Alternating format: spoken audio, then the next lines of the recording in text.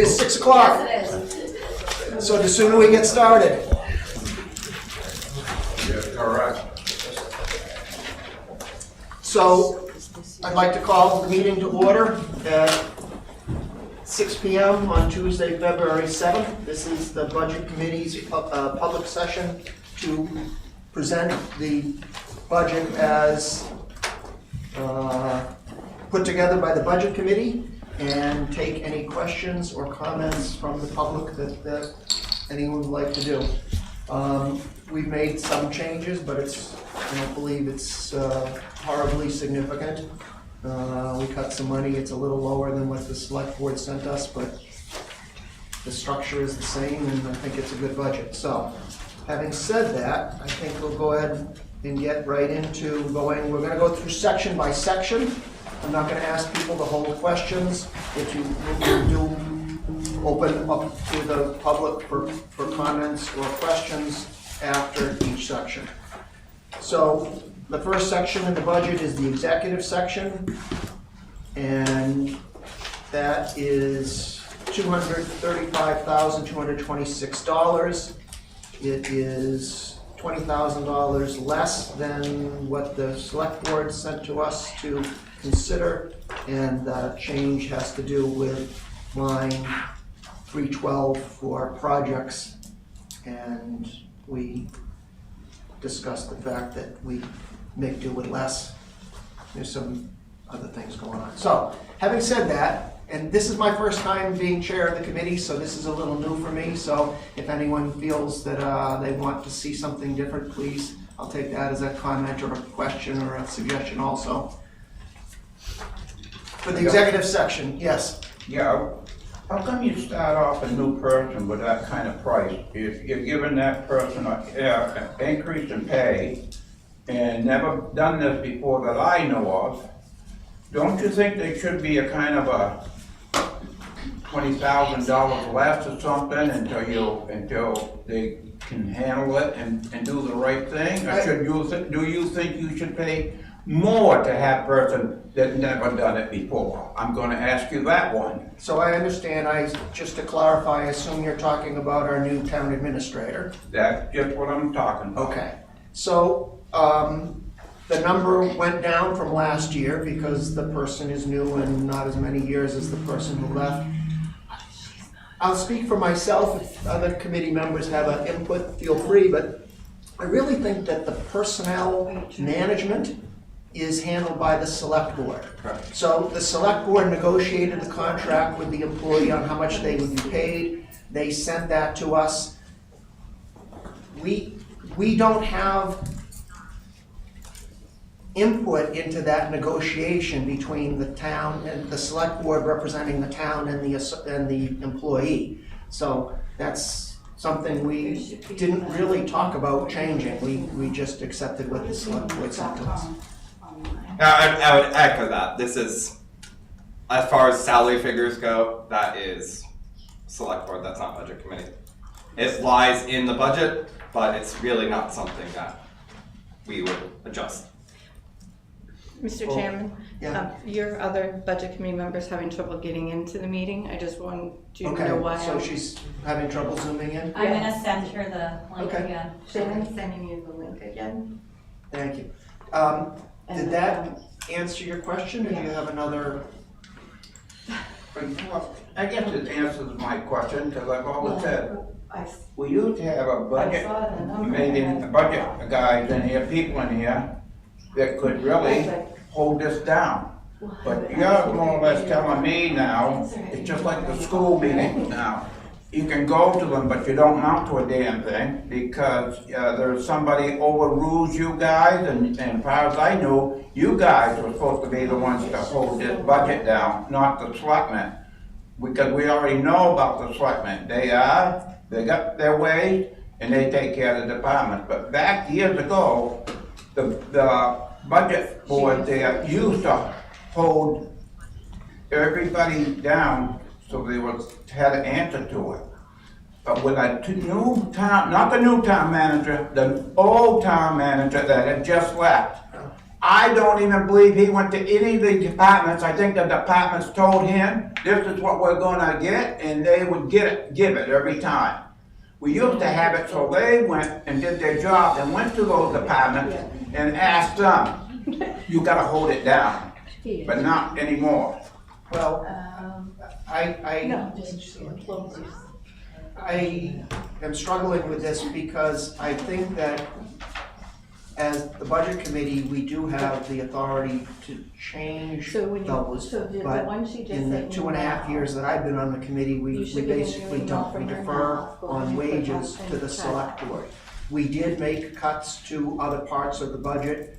We were trying to balance minimizing spending to protect the taxpayers' wallets with providing the resources that the town departments and the town needs to provide the services that, Yeah. that the citizens are used We're to gonna receiving and want. So we have to launch them.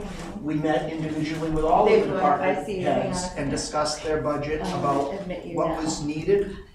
And we talked about the I'm fact that it waiting was on a us to make tough sure you year, get in, so and I just we would did that, so let's- minimize as much as possible, but I this is know. where we are. So what's your So- increase this year? What is your increase? On a What you're percentage asking basis. for, and the total amount, what's your increase that the taxpayers are gonna have to come up with? More? Well, the problem, the reason I don't think that I can give you an answer to that is that the total spend is gonna include all of the warrant articles.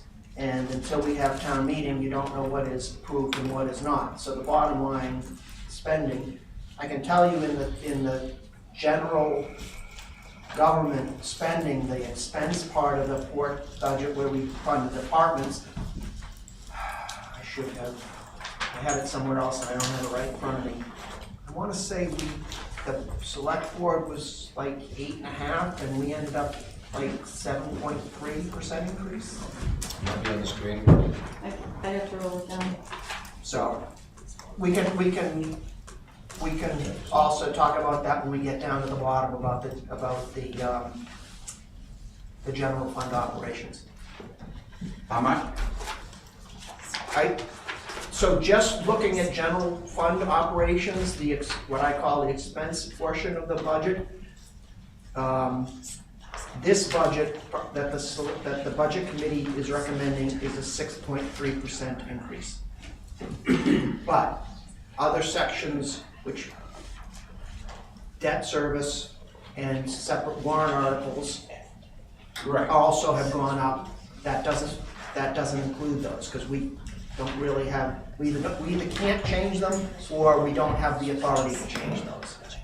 And what you're saying, your warrant article, you're talking about what we vote on at town meeting. Correct. But that isn't in it, Correct. except your last page, you talk about, I guess you'll be talking about what they want. Correct. That's what it is, that's what it is. Any other questions or comments on the executive section of the budget? Mr. Chairman? Yes, I missed something, I'm glad. Yeah, let me address a couple of things Blake said, especially since we're on camera, Mr. Morrison.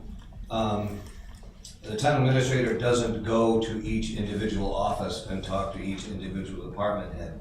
The department heads come here and they sit in front of the select board, and then they present their budget to the select board, as opposed to the town administrator running to their office and asking them for it. So I don't know if that is how it ever was done in the past specifically, but yes, we don't, the town, as you maybe have alluded to, if I understood you, the department heads don't come here and say, this is what we want, and we say, you get whatever you like. That isn't how it works. It's definitely not how it works. The department heads come to the select board, and they present their budgets, and we look at it line by line, have a conversation about which things may look a little off to us, or higher or lower, and have an explanation, and we run through it. So hopefully, to ease your mind, the process is not that the department has run how this works. It's definitely not how it works. That's number one. The second thing is, as far as I think I'd like to speak to the town administrator's salary. So Christina has never been a town administrator, granted. She, however, has done in the past several years served as a backup in essence to our town administrator and done all of the work and knows everything that our town administrator has done, number one. Number two, we did have her as a temporary town administrator for the last 4 months or 6 months? 3 months. 3 months. The town had hired a fill-in town administrator from the New Hampshire Association. Municipal resources. Yes, so we contracted with a former town administrator from Lincoln, who's a professional, came in and managed to run the town. And in that 3-month period, Christina, as the proposed town manager, thank you, interim town manager, thank you, worked with him, and anything that she maybe needed to brush up on or learn about, he worked with her closely. And we were really confident she's ready to go. She's doing, in my estimation, she's doing a great job. And the last part of that is, as much as you and I don't like it and, don't understand it, wages have gone crazy. And I will challenge anyone in this room to say, go out and hire an experienced town manager for $88,000. Anybody throw out a number, what are you gonna pay for an experienced town administrator? 120. 120. I know that that's insane, Bo. So I'm just trying to answer the question because I know we're on camera and assuage maybe a little bit of your concerns about that. I have 100% faith that she is already ready to go and she's doing the job well. Thank you, Paul. What is the increase? Is this is normal for everybody to get 6% increase, or are we supposed to be paying 20 or 30%? How can we pay less? Where do we stand? How can you just pop out and say, we wanna, because when I did this business with you guys years ago, we got 2.5 is what we got percentage. You guys are fooling around with 6, whatever, about anything I guess you want to put down, but tell me, what is the going rate for increases on the taxpayers that are trying to fight this sucker we got in there for president right now? Just tell me, how do we keep this down? I'm actually gonna stop this because Okay. you're talking to Carol, and in his role as being a member of the select board, I think he could answer you.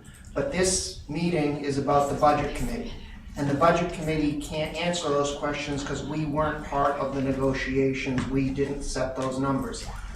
I don't know what to do other than to suggest that you go to a select board meeting and raise these same questions, because they were part of the process to come up with these numbers. So there isn't such a thing as any percentage, it can be any percentage, so you don't hold.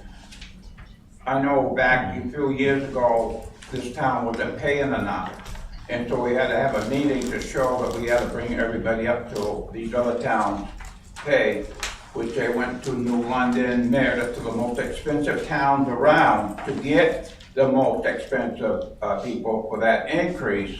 Do you recall that? I do, Okay. and it happened, And now, all I'm asking, is this the right increase, or are we giving more than we should be giving? That's all I'm asking. So, Paul, may I, for 1 second? Go ahead, Carol. So I go ahead, apologize. go ahead, go ahead. I mean, Sean or I would be, Sean's in the background, he's the chair, would be happy to talk to you after and kind of explain through the insanity of where our world is now for pay. It's as simple as that.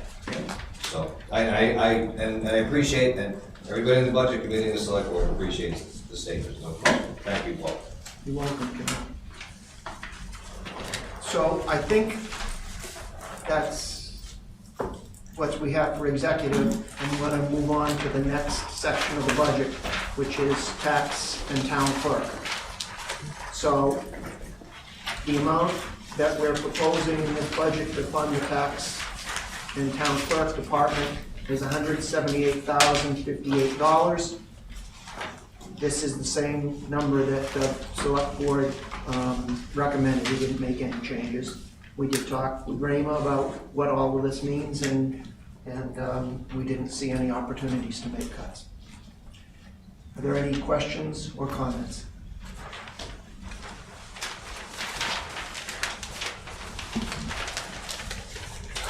I think everyone has the piece of paper. I'm not actually announcing the department numbers. If someone needs that, do I need to do that for the video or people watching on Zoom who don't have the handout? We'll just keep going through sections then. They can see the screen? They can see the screen. The people who are watching the live screening, it connects to the Zoom, so they can see the screen as we go. Perfect, thank you. Yeah. So, Janet's in. so not having any public comment or questions about the section on tax town clerk, we'll now move to the next section, which is financial administration. So financial administration is proposed to be funded in the amount of $108,546. All of those numbers are in there. That's we did not make any cuts in this. There are some adjustments.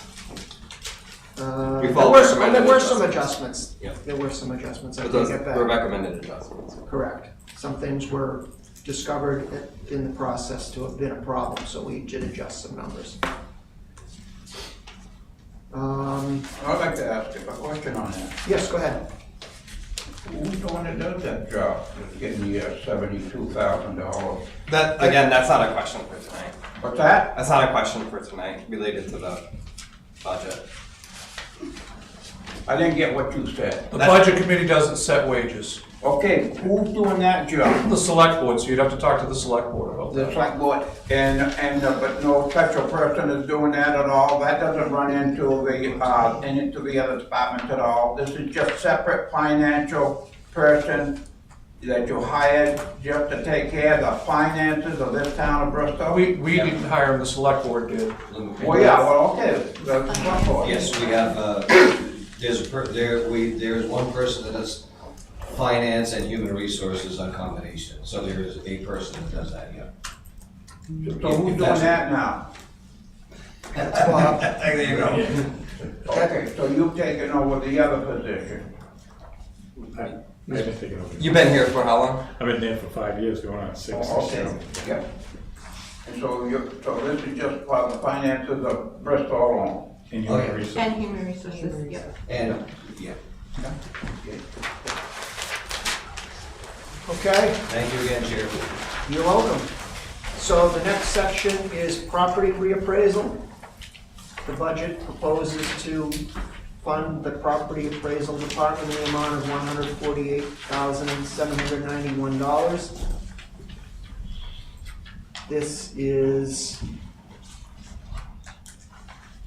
These are new people, and this is basically to provide that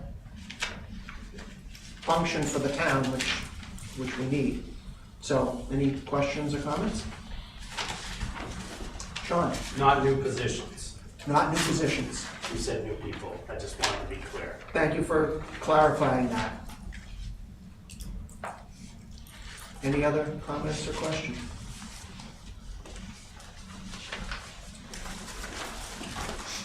Okay. The next section is legal.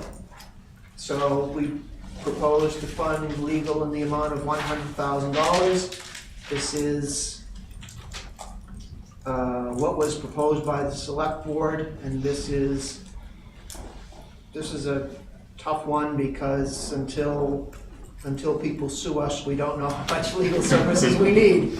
So, based on historical trends and our best guess at what's coming down from the future, this is the number that we proposed for the town budget. Any questions or comments?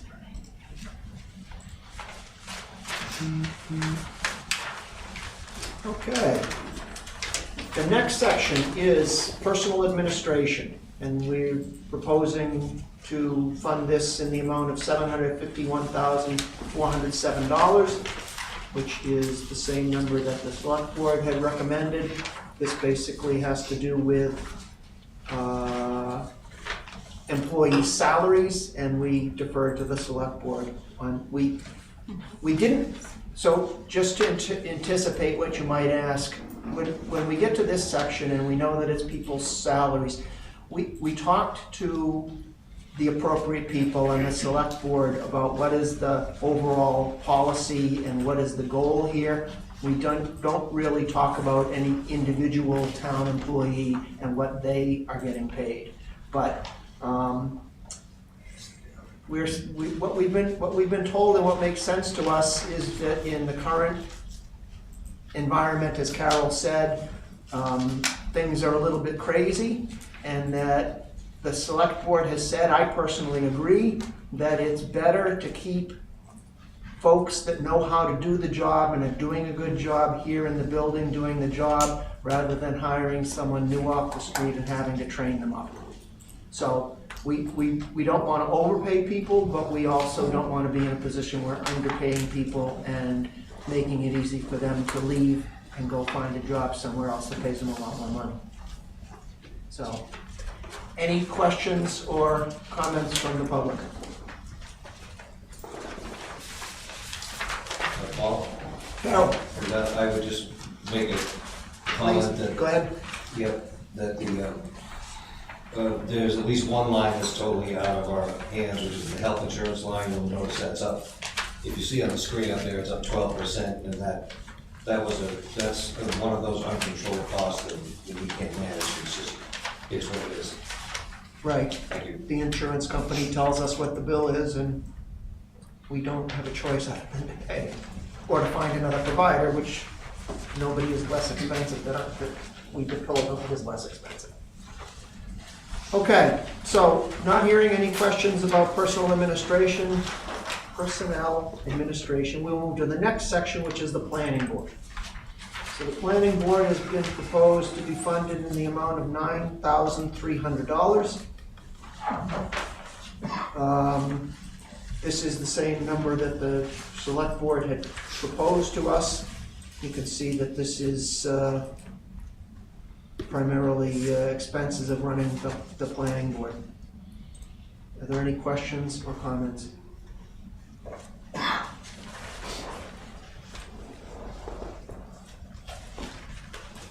Okay. If there are no questions about the planning board, we'll move on to the zoning board. The zoning board is proposed to be funded in the amount of $1,800, which is the same amount that the select board had recommended. And again, this is the members of the zoning board don't collect a salary, but they need money to do the job that we asked the zoning board to do.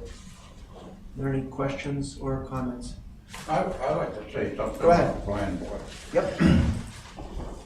Here lately, they've been taking half the town report on all the things they want to do. Can that be cut back? For the On the zoning plan- board or the planning board? On the planning, aren't we on that or not? So I moved on to the zoning Oh, board, but okay, I'm happy to go back to the planning board, because I think that's, my understanding, you're talking about the warrant now and not, Right on. and not the budget. And so the first warrant article is the election for people to positions, and then proposed warrant articles 2 through 10, I believe. Yeah. 10. Our planning board changes. My understanding is that state law requires us to do it that way. Am I correct? Yeah, well, yeah, they have to be done on the ballot. They have to be done on the ballot. So, Sean, And planning board has purview over putting those on the ballot. Oh, even over the select board? Yes. Yes. Yep. so I hear what you're saying, because I have some of the same thoughts in mind, and the answer is that it's certainly not anything that the budget committee controls or can do anything about. My understanding is it's required by state law. The changes that are being proposed to our master plan or our planning rules have to be approved by the voters, and that's not done at the second session at the high school at the town meeting. It has to be done on the ballot on the Tuesday.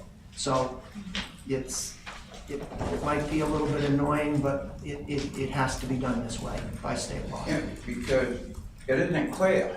That's the only trouble. They put it in there, then they tell you where to look it up and that stuff. And, So I will tell you that if you go to the desk in front of the town clerk, the information is on the webpage, but it's also printed out as a handout to explain what those different things are. at one point, I did ask somebody on the planning board, could you give us some more information? And the answer I got was, all of these things were discussed at open meetings that the planning board had, and that they're not comfortable showing up at the election polling place to give more information, because that would potentially be electioneering, and that's not allowed. You can't be in the voting place advocating people vote in a certain way.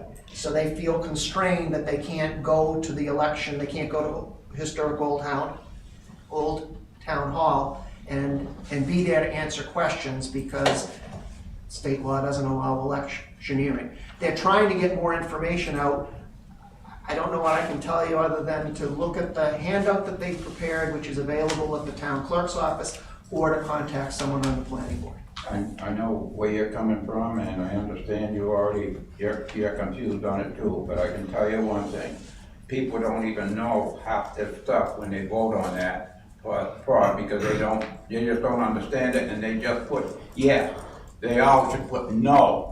It'd be the best thing they could ever do, but on that, do you recall this now that we passed that, this is quite a few years ago, that your animal cannot drink out of that water, I can't go in the water? Well, you go to Newfound Lake and watch the dogs that go in that water up there, and where are you gonna catch that dog that's drinking out of that brook? And you're gonna find that person for it, because that was passed. Remember that?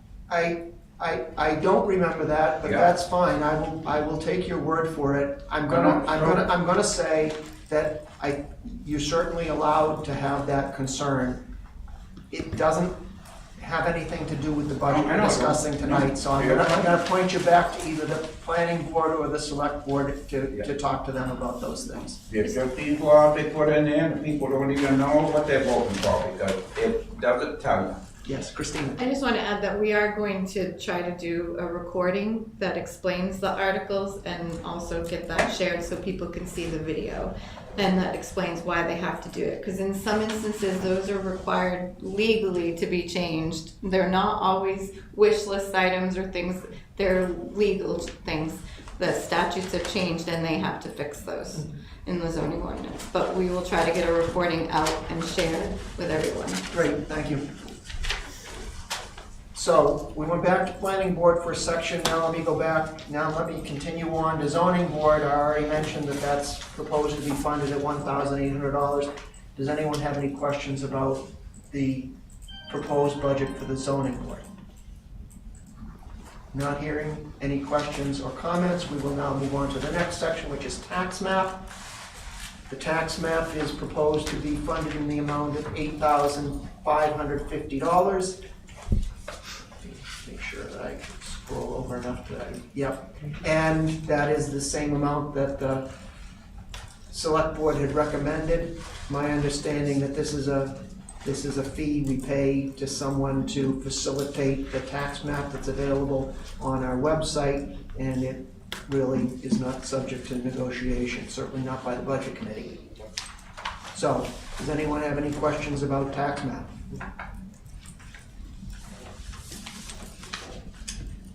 Okay, not hearing any questions or comments about the tax map, we'll now move to the next section, which is the general government buildings.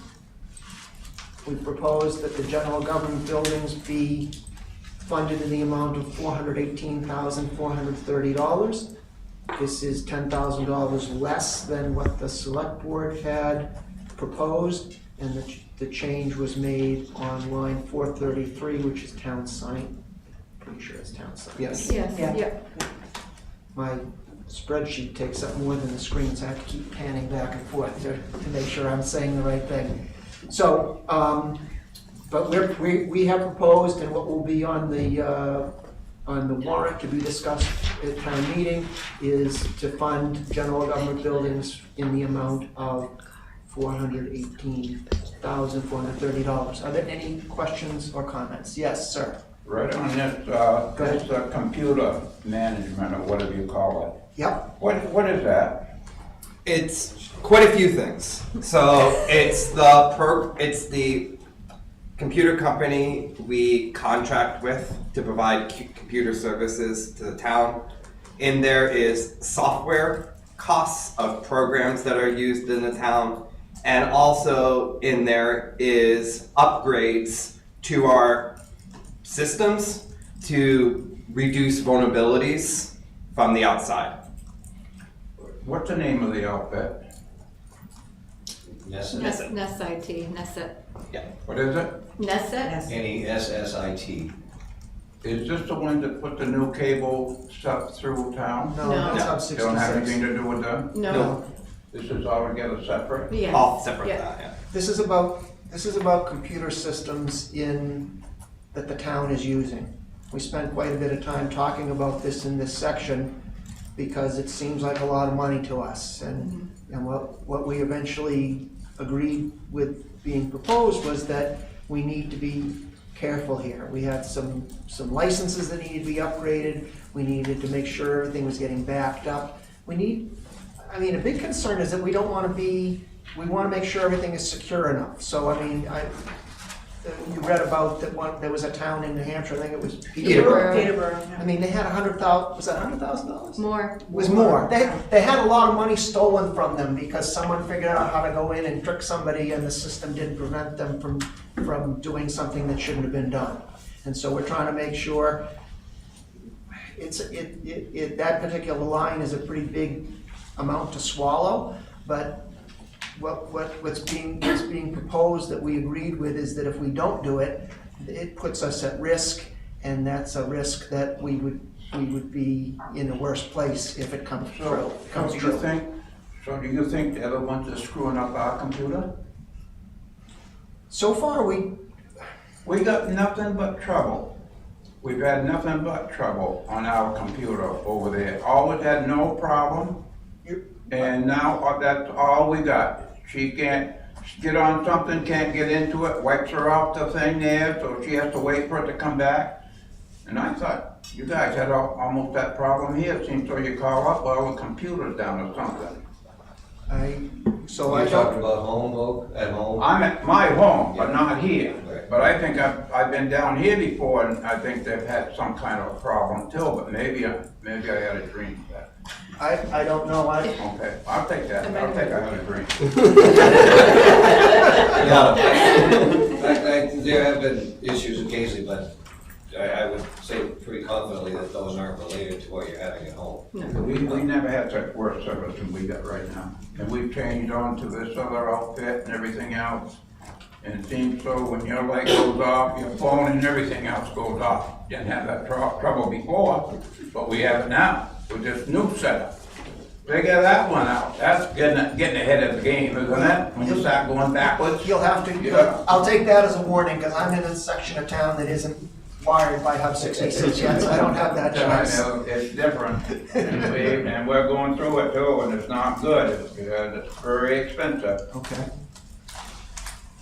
So, any other comments or questions about general government buildings? Okay, we'll move on to cemeteries, which is the next section.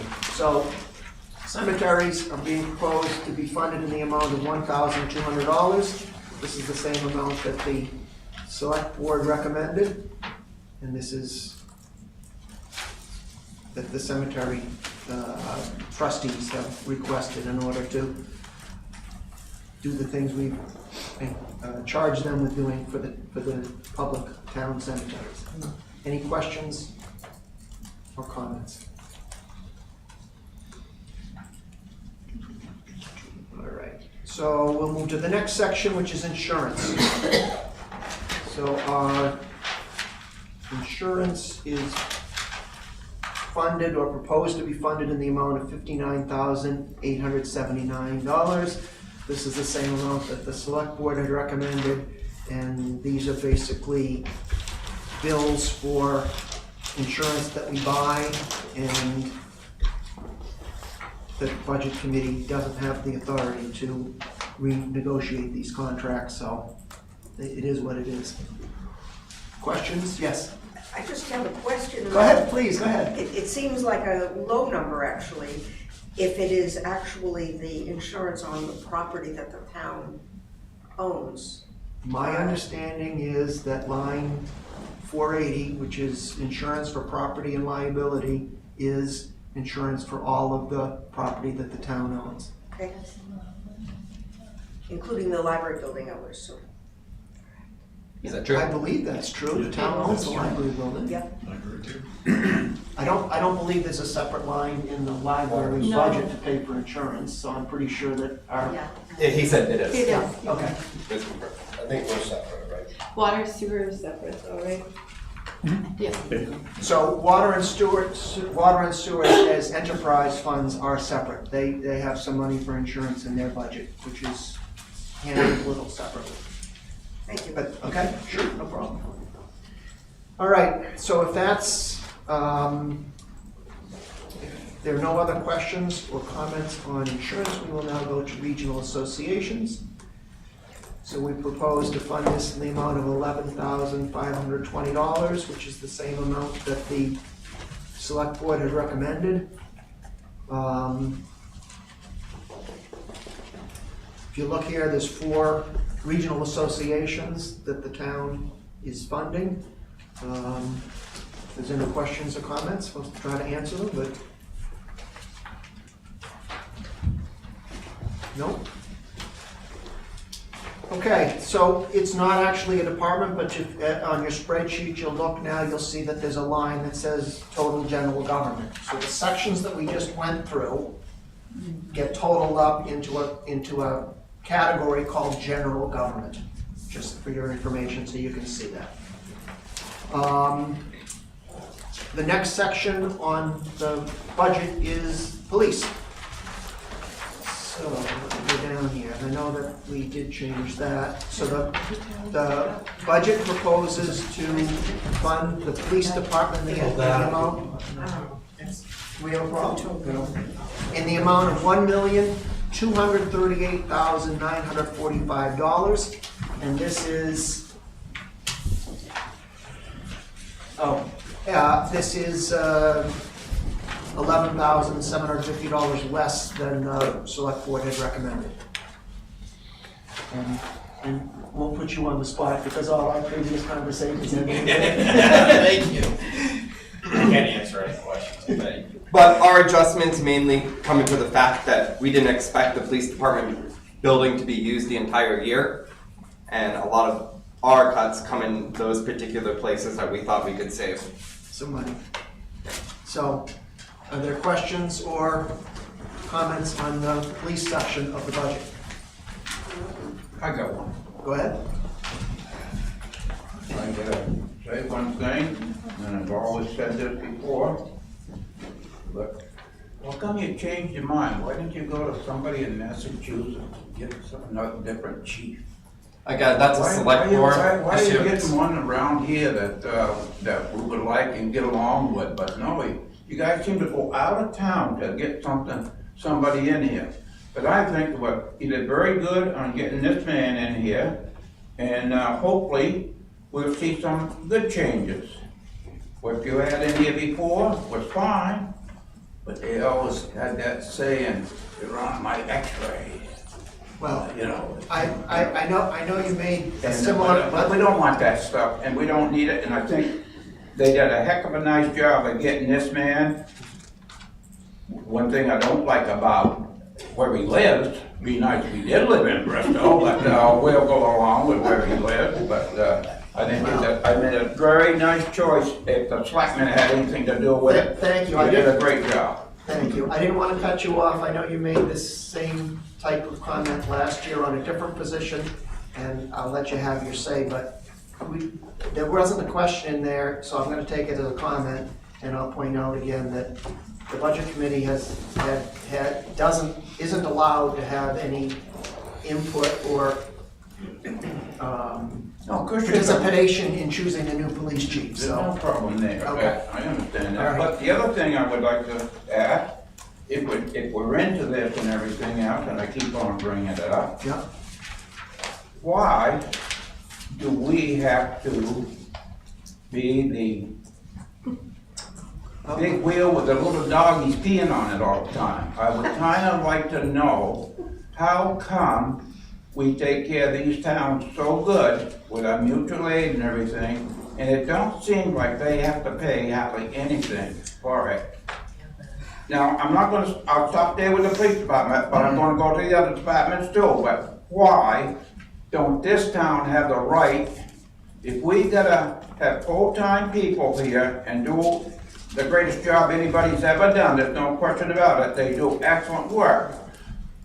But the other towns, like I said, we're the big wheel with the little doggies peeing on us, and I think it's about time they helped us to take care of our end of it too. If we're giving them the service that nobody can give them, and I'm talking the ambulance and everything, they should be kicking in more money than what they're paying. That's all I'm saying, and it hasn't been done yet, and I've been saying it for I don't know how many years, but why can't these selectmen, the head departments say, it's about time you guys kicked in here, we're out here protecting you all the time, and all you gotta do is call, and mutual aid takes care of you, free. I don't think it's right. Well, I hear your comment, and I'm gonna have to, again, point you to go to a select board meeting, because the select board determines the size of the department and approves the policies and the rules under which our police department operates.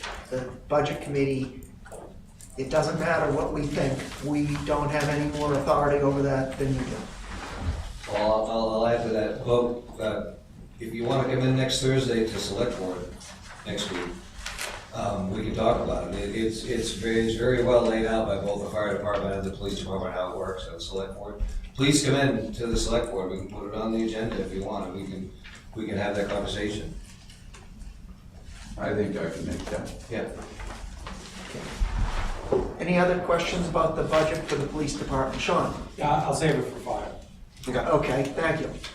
So, not having heard anything more, I think we've finished the police department, we'll move on. The next section for our enjoyment will be the fire department. So we proposed funding the fire department in the amount of $1,255,259, and this is actually An increase. a $1,000 increase from what the select board had recommended. Are there any questions or comments? And that's due to some That's redistribution work between forestry and fire department, Correct. more than actual real increases. Yep, I thought we'd get a question and then say. What'd you say? So if you look below forestry section, notice the forestry section, we're recommending nearly $2,000 less. So a part of the increase that you see in the fire department was us shifting a cost that was in forestry into the fire department. So you're on the fire department now? We're on the fire Okay. department right now, yes, so, Okay, that's right, okay. So- Okay, no problem. Sean, did you want to say something, or do you want to let Mr. Morrison go first? I was just gonna say in regards to and the chief can talk to this as well, but in regards to the ambulance contracts, they actually increased fairly substantially over the last several years, including recouping certain costs on, if I'm not mistaken, runs that don't result in a transport. Those used to not be recouped costs or put into the formula, and now they are. And extra capital costs towards replacement of equipment.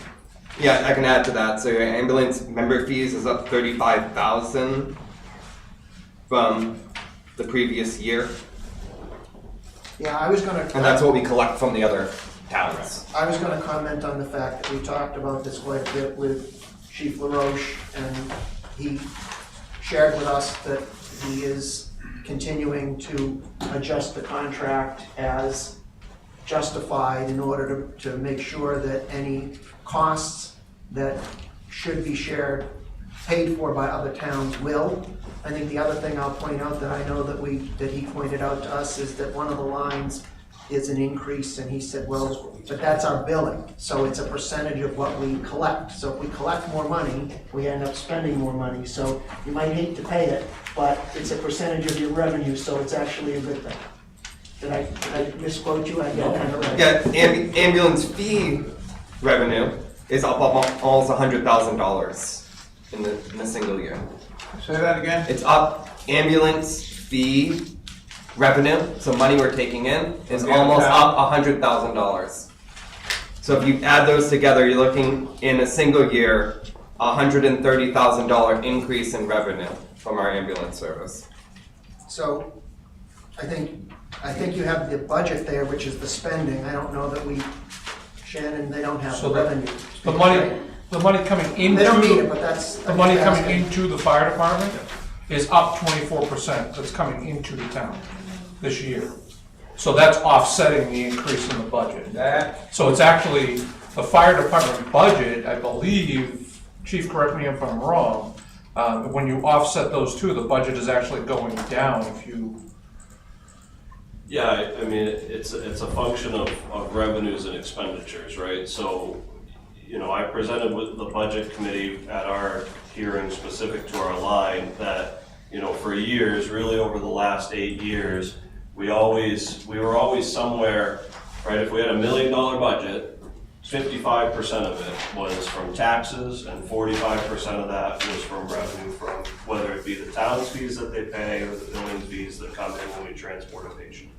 Over the last couple of years, that has flipped. Better billing practices, increasing the fees to the contract towns to where we're at like 52, 53% comes from revenues, and it's below 50% coming from general taxation. So if this budget gets approved the way it is, it'll decrease the tax dollar that we have to raise by 1%. It's an increase, but we've increased revenues alongside of it, and I think that's the best we can do, right? I mean, a decrease in what you're gonna get taxed per $1,000 of whatever you own of 1% to support the fire department budget, that's what I can do. And at the same time, be providing better and better service all along, but that comes with an increased revenue. So I get it, you know, we've had this conversation every year for the 20 years that I've been around, right, is that we could stop providing contract service. We do 20-25% of our overall call volume is to a contract town, the mutual aid, whatever you want to call it. But that revenue that gets generated between billing and the fees that those towns pay is 65% of the revenue that the town of Bristol Fire Department brings in. But it doesn't disappear tomorrow if we stop providing that service. So we're trying, we're collecting money, and I think we're certainly collecting a fairer amount than when I took over 6 years ago. Okay. well, I want to make it clear to you, really good. We are the best. That's all there is to it. We got the best department, we got the best fire, best of everything. But the other towns are benefiting by it. They're not paying their fair share. That's all I'm saying. You can call them in, if you got a fire, anything you want to say. You guys are there before they are there. Why? Because you're right there, warming up, or what, can't change your clothes fast enough, you have to get between the truck, but get your clothes on before. And then get there, because you guys are the best. There's no question about it. You go any way you want to go. They call who goes by the house first. The other towns aren't yet because they're just different areas. But you guys are there first. And that don't make any sense to me that these towns are not paying their fair share. And I know there's got to be a way that you can put it to these towns. Hey, when they got the 4th of July parade, they got the best trucks that is shiny and everything else. But when they have a fire, there might be one guy on that truck. We're with all the guys coming from everywhere on our trucks. There's a big difference, and I think these other towns and the selectmen and everybody should start putting it to these other towns. You have been on, the little doggy's been on big wheel too long. It's time you paid, come up a spoke or two on that wheel, and we'll be a little bit, feel better for you. But they're getting away with everything. Okay. We are the best. I add to that vote, come in next week, and I'm sure we can get the chiefs to come in also, and we can have the conversation. You're not the only person that says that that has that philosophy, and maybe we can clarify some things for you and get some info from you, so. Yeah. We never If you had, wanna- Next Thursday, if you wanna come in, we'd love to have you come in. we never had it. We only did, we got big, and now we're big, and we're taking care of these towns too good. Before I move on, Shannon, I had asked you a question, you have a response? I got it, yep. So for like the fire department, for their budget for 2022, it was $467,326. And then, and then the actual, I guess what I was asking was, I was gonna say. we on the committee all have this. Do you have an extra copy that you could give to Mr. Morrison? Is that the one? Here. That's the one you're holding. I didn't know if you had an extra one. Here you go. So that, the one you just got handed to you is now a report on revenues. So you can take a look at that and see how the revenues are, so the one in your left hand is expenses, what we're spending. The one in your right hand is revenues, what we're collecting. You can look at both of those before you go to the select board meeting next Thursday and see how both sides are changing. So that's Fire's on the top of the second page. fire department, so ambulance member fees, that's the contract, right? Yep. That's what that's called. Yep. This is what we get paid from the other towns, and this is what we've collected this year from ambulance fees, these two numbers here, what we collected this year. Okay? Yep. So I heard your comments and I appreciate them, but if there's questions or if somebody else has a comment, I'll take those, but I think we're ready to move on to the next section of the budget. Okay, so the next section of the budget is forestry.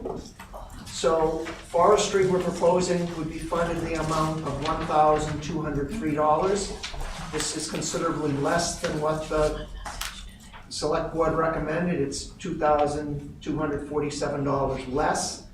Now, some of that reduction was because we transferred some money into the fire department, and some of that is because we actually took some money out of the budget. But it's not a very And phasing out the big, forestry truck. it's not a very big department, but that's where we are. So, questions or comments on the proposed $1,203 budget for the forestry department in 2023, or comments?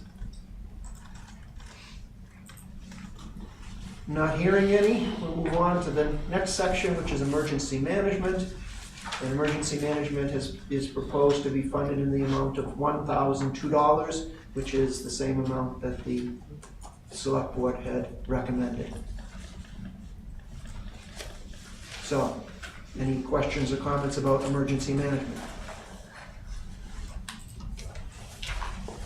And then again, so not hearing any, I'll just mention again now, in your spreadsheet, there's a line for public safety, so if you add together police, fire, forestry, and emergency management, those total up into a subtotal that's public safety. The next section in our budget is the highway department. So the highway department, we propose to fund for 2023 in the amount of $713,139. This is a reduction of almost $1,999 from what the select board had recommended. So a slight reduction. Any questions or comments on the highway department? Yes, I got one. Please. I'd like to know, on the sidewalks here in town of Bristol, is this right to talk about that on this part, or do we have to go to another part? This would be a sidewalk. This is the right section, yeah, go ahead. On Pleasant Street, that Pleasant Street sidewalk has been, I don't know, probably been done 3 or 4 times in the last 10 years or whatever. It's about the best sidewalk we got in town, yet every driveway that goes into their yard is rougher than hell. They can twist an ankle and everything else. Never was paved. You go out here where we're voting, you come out of this building right here, and you go up to that town hall, and I don't know why you don't break an ankle walking up that sidewalk. How many years that's been like that? I can't tell you. But you would think, for the town voters would have a sidewalk that went to their town hall in damn good shape for people to walk on. We taken care of Pleasant Street so good lately, and the best thing I have heard, now I don't know how I do this, do I talk to the road agent, is he gonna answer me, or do I talk to one of you guys and have him answer me? So the highway department is run by Mark, who's our department head, and he proposes projects which the select board then review and approve or amend. So you would need to talk to either the highway department head or to the select board. If you're going to the meeting, select board meeting next week, Thursday, it might be why don't you do one stop shopping and bring everything to that meeting? Sean? I would like to know, how come those driveways weren't paved when that, I'm not sure that I understand, but when you say driveways, Why I would driveways be paved? immediately think private property, and that's not the town's responsibility. what?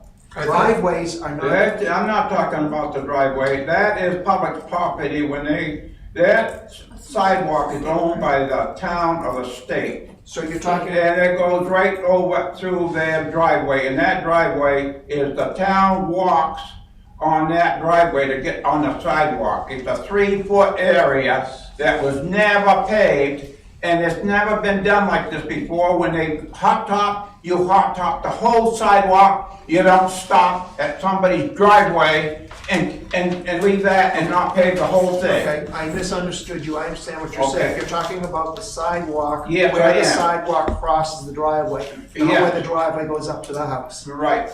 Sean, please. I don't know anything about that, but the sidewalk to Old Town Hall is a state road, state responsibility. It is included in the 10-year plan project if we can actually get them to do it. I was gonna comment that I didn't know the answer, but I'm like, yeah, it's a state highway, it's 104, so. Within the I state. know the state is responsible for the road, I wasn't sure it was responsible for the. It's in the right of driveways. way. Yeah. That's Why wasn't the sidewalk paved? That's all I'm asking. Well, I think you're talking about the transitions from the sidewalk to the driveway. And that's not in the purview of the budget committee whatsoever. So there's no money here for that. It's nothing that we would have any control over. So it's something you need to talk to either the select board or the highway superintendent about. When you pave a road, and you go wherever you pave a road, no matter the state or who it is, you go to their property line. I don't disagree with you both, but it's nothing. not Why isn't it? It's nothing, it has nothing to do with us.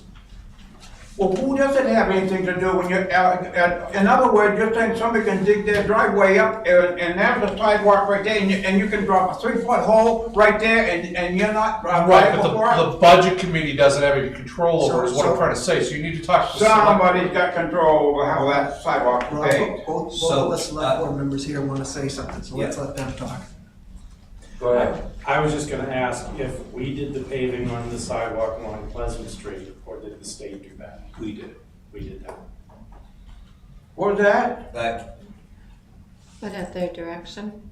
Sean asked who did the paving on the Pleasant Street sidewalk, the town or the state, and Mark said we did, the town did that. Town did. Yeah. When the state paved Pleasant Street, did they go into the curb cuts?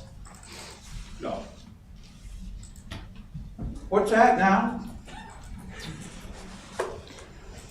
Sean had asked if the state paved as far as the curb cuts when they did the paving of the street, and Mark said no.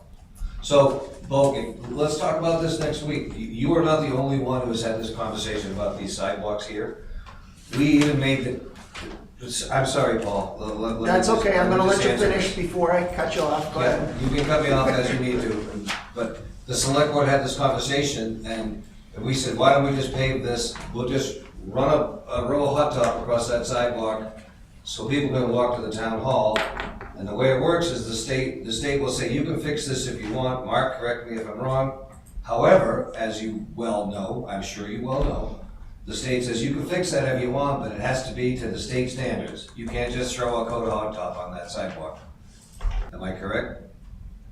So, let's talk about it, if you wanna come in, let's talk, I couldn't agree with you more, and neither could Sean, that it needs to be fixed, but you can't, unfortunately, that's not how the state will let us work. You mean nobody can answer how come that sidewalk wasn't paved across those, on their walk? I Not think- tonight. I think not what we're tonight. telling you Right. is that this is not the right place to address that question. It's a good question, but it needs to go to the select board meeting, not to the budget committee meeting. The budget committee meeting doesn't control what gets paved and what doesn't get paved.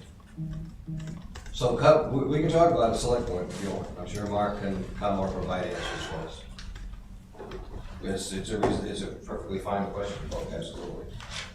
Well, then the other one, it doesn't come up yet, but that gets that later on, but we got a fleet.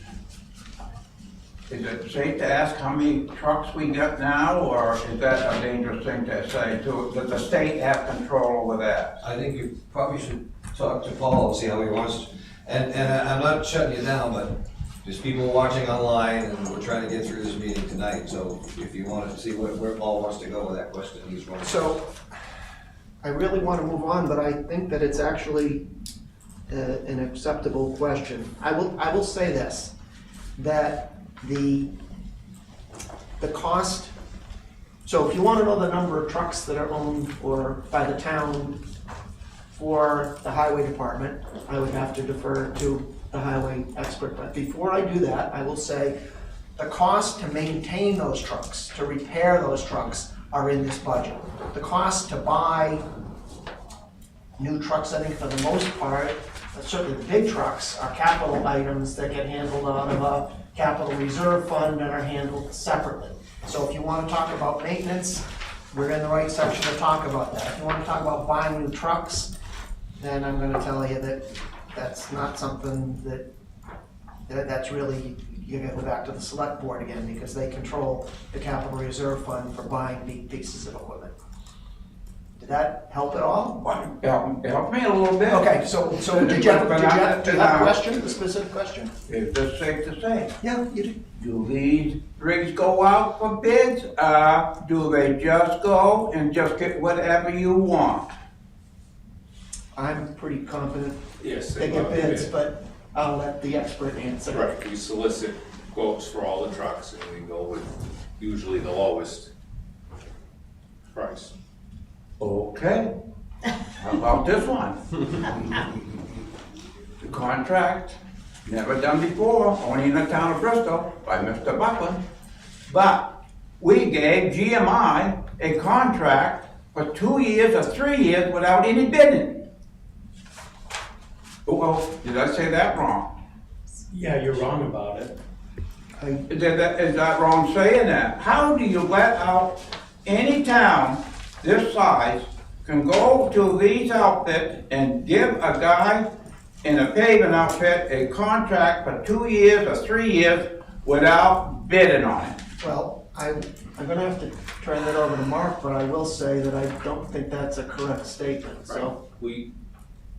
We had the paving companies give us a bid for a 3-year contract for a fixed price on paving. And we went to more than just GMI. Well, we won't get into that right here, Mark, but I got a different story to put on you on that one. And sometime maybe, Hold on. yeah, maybe we can Hold on. talk about it. Yeah. No. Because everybody's watching this, and for the record, the selectmen chose GMI in a competitive bid for a 3-year contract on paving. That is the story, Mr. Morrison. Did the others have that 3-year contract on that bid? Yes, They all did. that's my, Yes. yes. Okay. If they're all the same, there's no problem there then. Yeah. That's fair enough. I have confidence, we don't give out Yeah. big contracts for multi-years without getting multiple bids. I don't know the details, it's not my job, but I'm sure we got competitive bids. Perhaps you could apologize to Mr. Buckland.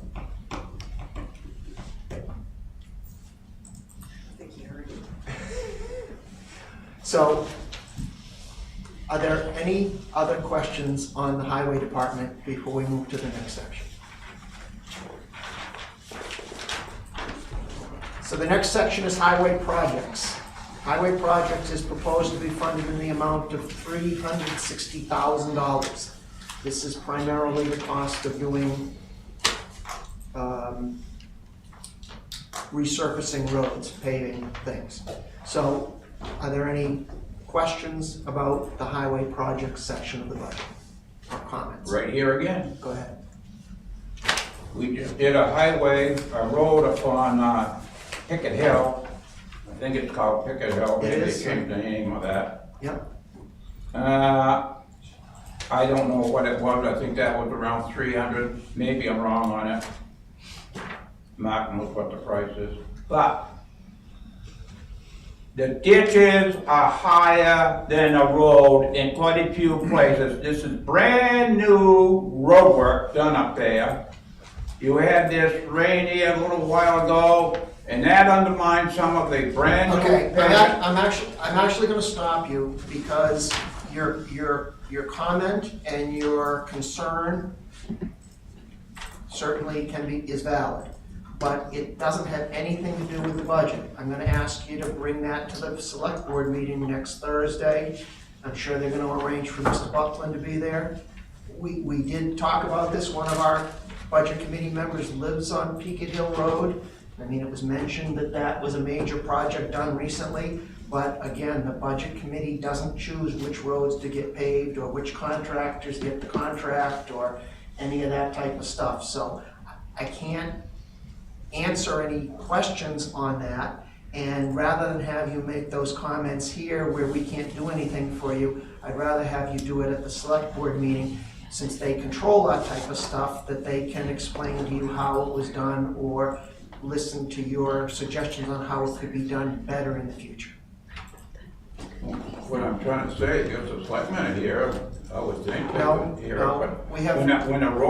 when you put a road in, usually you want, when you spend $300,000 to have a road put in, whatever it is, you would make sure you had ditches and everything in it that didn't take out your brand new pavement. That's all I'm saying. And I hear what you're saying, but what I'm saying is if you want to comment or question the quality of any specific paving job, you're better off to do that with the select board along with the head of the highway department, who I'm assuming is definitely going to get invited to that meeting. Because they can do something for you, and all I can do is be courteous and let you say those things, but I can't change anything for you. So rather than have you do it multiple times, I'd rather have you do it once where it actually might get you something. Thank you for letting me say that much. Okay, thank you. Any other comments on highway projects? I don't think so. Okay, so the next section is streets. Yep, go ahead. This other $360,000, where's that gonna go? On this resurface a new road, someplace must be gonna be done. Where is that gonna go? So please interrupt me if I got it wrong. But my understanding, what we've talked about with the town and with the highway department before is that there's a general plan to do, I believe it's every 10 years, I think it's 10 years, that every 10 years, you're gonna resurface up the public roads. So the town and the highway department have a plan to do all that. We generally don't get into that during the budget process because the budget legally is a bottom line number. Once the number is approved, the list of projects can change. The select board has the authority to change which projects are actually gonna get paid. So we don't generally ask Mark and folks, what is the specific road work that's gonna get done this fiscal year? We just know that we need to keep funding the work because over the course of 10 years, all the roads should get the work they need done. Did I kind of get that right? Okay. Did that answer your question? No, but it will never get done in 10 years. Okay. No, you gotta do a section at a time. And no question about it, I would just like to know where that new section is. I see where this year it was done on Picket Hill Road. I'm just wondering where the other new section is going to be. This coming year will be Bristol Hill Road, Smith River Road. and we have scheduled for a top coat on Hall Road. Where was that again? Bristol Hill, Yep, Smith River Road, the River Road. Smith Smith. River Road, River Road, I got you. and a top coat on Hall Road. That is being paved with hot top or ground, or what It is? was ground up this fall, and the binder was put down, and we are gonna put a top coat on it this next year. Gotcha. Okay. So that's highway projects. Now we'll talk about streets and bridges. So the streets and bridges section is proposed to be funded in the amount of $35,500. This is the amount that the select board had recommended. We didn't change this. The majority of this is the cost of having streetlights in town. Are there any questions or comments?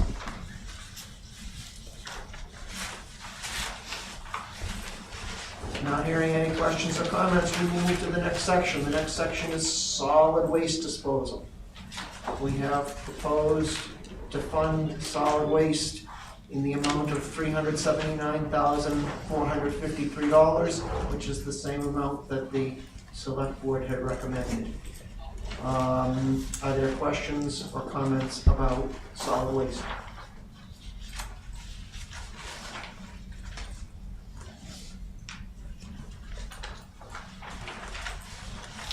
I'm not hearing any questions or comments, so. Well, Nope, that's why I was waiting, just. You go. I'm trying not to go too fast, but I'm trying to keep things moving, so go ahead. Hey, what you go over there now? I think, what is that, four guys over there working now? What we've been told is that there are 3 guys that are working there. 3 guys now. are working there And now. there's actually a proposal not to change the number of people, but my understanding, the way it was described to us, is that right now you have 3 workers there. And there's a pool of people that they use to get the 3 people that you need to be there. I guess at times when you have the lower level, there can Can be be 4 in the more. summer. There can be more, but when the upper area is being used, it's at least 3. There's a proposal basically to make one of those positions basically a lead, area foreman.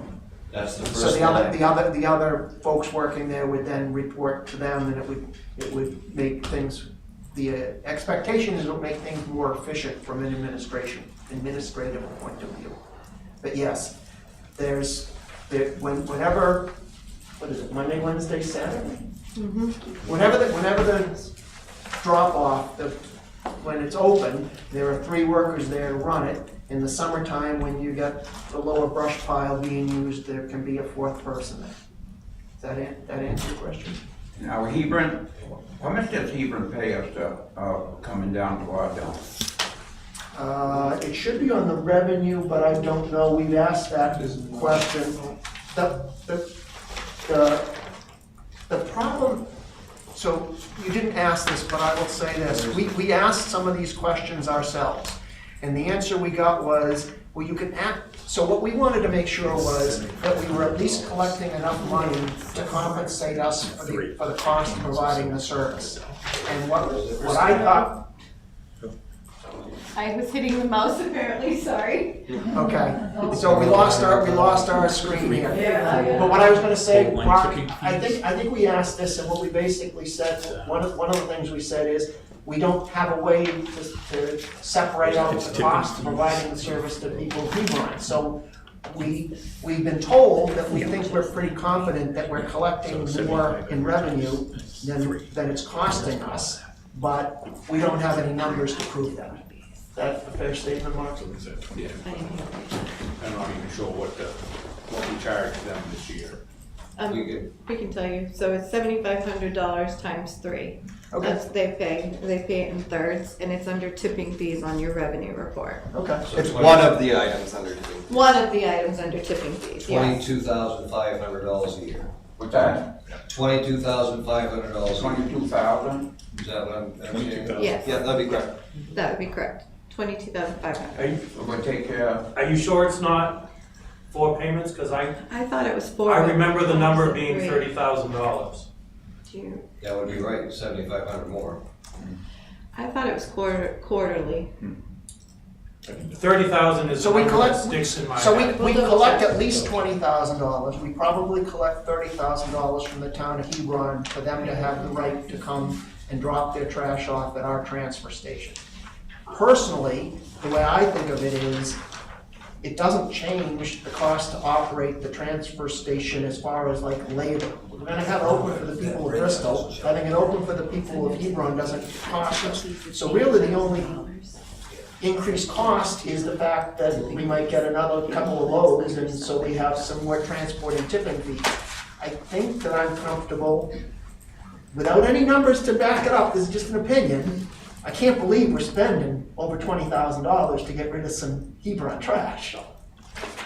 So I think we're making money on this one, but I don't have any numbers that can prove that to you. so it almost pays for one laborer. What would it cost them? But What would it cost them to have it a bid? Because they were in with Well, the reason Bridgewater, and they got out of Bridgewater because they were paying too much to Bridgewater. And now we have taken them in. So this is how it works. It's very few people from Hebron are using it. Most are contracting. They've actually got a company doing pickup if people choose to, or they're doing dumpsters. It's very few people coming in using the transfer station. So again, the policy for contracting with Hebron to let them come and drop off their trash, and how much the town of Bristol charges the town of Hebron is not budget committee decision. No. We had some of these same concerns, and we asked some questions, and we got enough assurances from Mark and from Bob, from the guy running the transfer station and the guy keeping track of all the money, that it makes sense to us that this is not a hole that we're losing money into, that we probably are making money. And the other thing we said to Mark, I don't think I'm talking out of turn, we said, we also charge, like, if you wanna come off and drop off a tire, you wanna come and drop off a propane tank. And we said, are we charging enough money to cover our expenses? And he said that, yes, that is our goal. I work with the select board to make sure that is true, and then where necessary, we adjust the fee schedule to make sure that happens. And our job's not to micromanage Mark and the solid waste department to make sure all that happens. We asked the question, we got assurances that it's being taken care of, and we let go of that. Does So- that help at all? I actually have the MOU, and it was $22,500 paid in 3 installments. Okay. They're correct. Did you hear that vote? So we're collecting It is- $22,500 from the town of Hebron for the ability of their residents to come and drop trash off at our transfer station. That's what they pay us. That's what they pay us, $22,500. And that is renewed annually. So if you think that that is not the right number, bring it up next Thursday with the select board, because the select board negotiates with Hebron to set that number. I think I'm not coming to next Thursday's meeting. And now you've got, so you're saying you got 3 full-time people over there right now? No, we have three, they're all part-time people. Oh, yeah. But there's Okay, 3 right. people, all the time that it's open, there are 3 people working there. They're not always the same 3 people, but there's 3 people working there. And they're working there? Yeah, Okay, all fine. okay. Can they be outside, or do they have to be inside all the time? No, they can be outside. Oh. It feels like a rhetorical question. Because you never see them, that's the funny part of it. Well, I mean, you got people going over there, and here you got 3 people You never see them, you think they get out and help these older people get out? Thank you, I missed I would like to see that. I would like to see that. And the visiting too over there. Carol, go ahead. Both with respect to your opinion, I would disagree with you, and I think that for the sake of the town employees, I'd like to make that clear on the camera. When I go there are almost always someone outside. Sometimes they're inside, but I wouldn't agree that it's a problem, and I just want to make that clear to the people watching, from my perspective. Thank you. Well, can I also say, don't they sometimes go down below and do things down below into the land that's, In the spring. so that you don't see them down there? I mean, that they sometimes work down where the old store used to be, you know, the old, what they call the store. The brush dump. The brush, yeah, I the brush. know. So sometimes they're down there. But I got the other opinion, they got a poker game going, and they can't come out. Again, we have, you know. I'd like to see them out there, that's all. I'd like to see our top I would guys. let the chair follow up with me on this, but again, I'll say this for the sake of the camera and the people in the room. Opinions are one thing, but we have to, this happens at town meetings and at these kind of meetings where these allegations get thrown out, and I want to make sure that I'm clear that that's not happening, and I don't agree with you. And now we got cameras over there now or not? I don't think Not so yet. They're Not coming. yet. They're coming. Oh, coming, They're Yeah. coming, yeah. in a year, good. They're on back order So- book. Oh, Just, Yeah, just you know, like, just like your parts, folks. computer there. That's right. Okay. Thank you, Chair, again. You're welcome. So I think that I'm not hearing any more questions on solid waste. We're gonna move on to the next section. This one should be a quick one. This is fire betterment. We're proposing to fund fire betterment in the amount of $10,000, which is the amount that the select board had recommended. Could I ask what fire betterment is? I'm gonna turn it over to, Thank you. Jeff, Jeff. Has nothing to do with it. Jeff. Well, it does, the hydrants work when we need them. It's a fee that the water department charges the town, in order to maintain the fire hydrant. It's about 160 of them in town. Wow.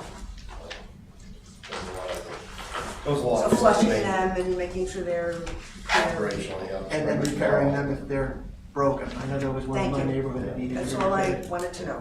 When was the last time that fee was raised? Before my time, it's always been 10,000. Yeah. About 40 years. It was dropped in half, wasn't it? Well, it was split between water, sewer, and general, yeah. Yeah, but it belongs in general because it doesn't feed them. Okay. So, Is the history of that term, because it's a government term saying because the hydrants are there, your property is better, is that, no? I mean, that's a classic government definition or something. I Is that think not- I think it was called hydrant rental years ago. Okay. Really wish Dave Carr was here. Dave was the one that truly had an understanding of this. Thank you, Chair. you're welcome. That's the question that we So usually that have was to on ask water when and this sewer? section comes up too. What's that? That was on the water and sewer? No, so this is under Public Works. It's a section called Fire Betterment. It's section 4339 on the budget, proposed budget in front of you. And the question was, what does that mean? And it's basically, the water department is maintaining the fire hydrants. But the water department is an enterprise fund and has to be operated separately. So since they're providing this service to the town, they have to charge the town something for the service. And then someone commented, is it the right amount? And the answer is, it's what it's always been. For 30. And let's not rock the boat. So now we come again to the end of a section. This is the third of the four sections that make up the operating part of the budget. This is public works. So this is highway department and highway projects and solid waste and fire betterment, and I might have missed one, but this is public works. Now we'll go on to the next section, which is land use health office.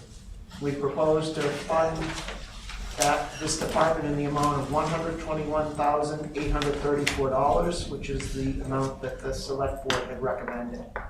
So this is a department of multiple employees, so there's a lot of people's wages and associated things, and then there's some expenses here to operate the department. Any questions or comments on land use / health office? Okay. So, next section is animal welfare. This is being proposed to be funded in the amount of $200, which is less than the amount that the select board had recommended, which is $400. And if there's questions and comments, we're happy to answer them, but this is a pretty small department.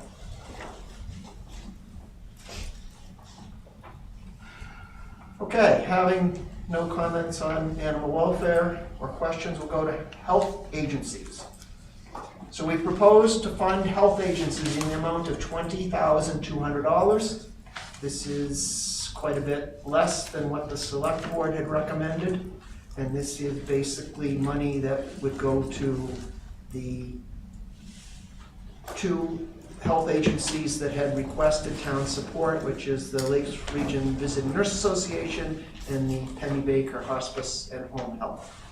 Are there any questions or comments? Please, go ahead. I'm curious to know why you suggested a budget significantly lower than what the select board had. So, Do you want me to? Sure, go ahead. So I think the playing field has changed as far as health agencies go, with the pandemic and other reasons. Essentially, you used to have a system where health agencies had territories, and they worked within their territory, and each group stayed within their territory. Things are changing in the way, and often it's not only due to the pandemic, it's due to essentially the amount of need for home health nursing and things like that. Where now there's not only NANA working within the town of Bristol, but also Penny Baker, and also other nursing associations. Along with that, NANA, now Lakes Region Visiting Nurse Associations, previously was providing a number of services to the towns, including things like foot clinics and weekly things for the Bristol residents. Those things are no longer happening or not happening right now. So the amount or what NANA is now providing the town of Bristol is less than it previously was. And we feel as a budget committee that this more recognizes the services that are actually being provided by this current agency and what we're seeing. So Penny Baker came, as far as I know, they came to us this year for the first time. And we said, well, we don't understand. Lakes Region, which is the successor to NANA, provides services to Bristol. Why are you coming down from Plymouth, and why are you asking us to support? And that's where we got, as Charlie said, well, there's not territories anymore. We provide services wherever there is a need, and we have clients in Bristol, and since we provide support to people in Bristol, we're hoping that we can get money from the town of Bristol.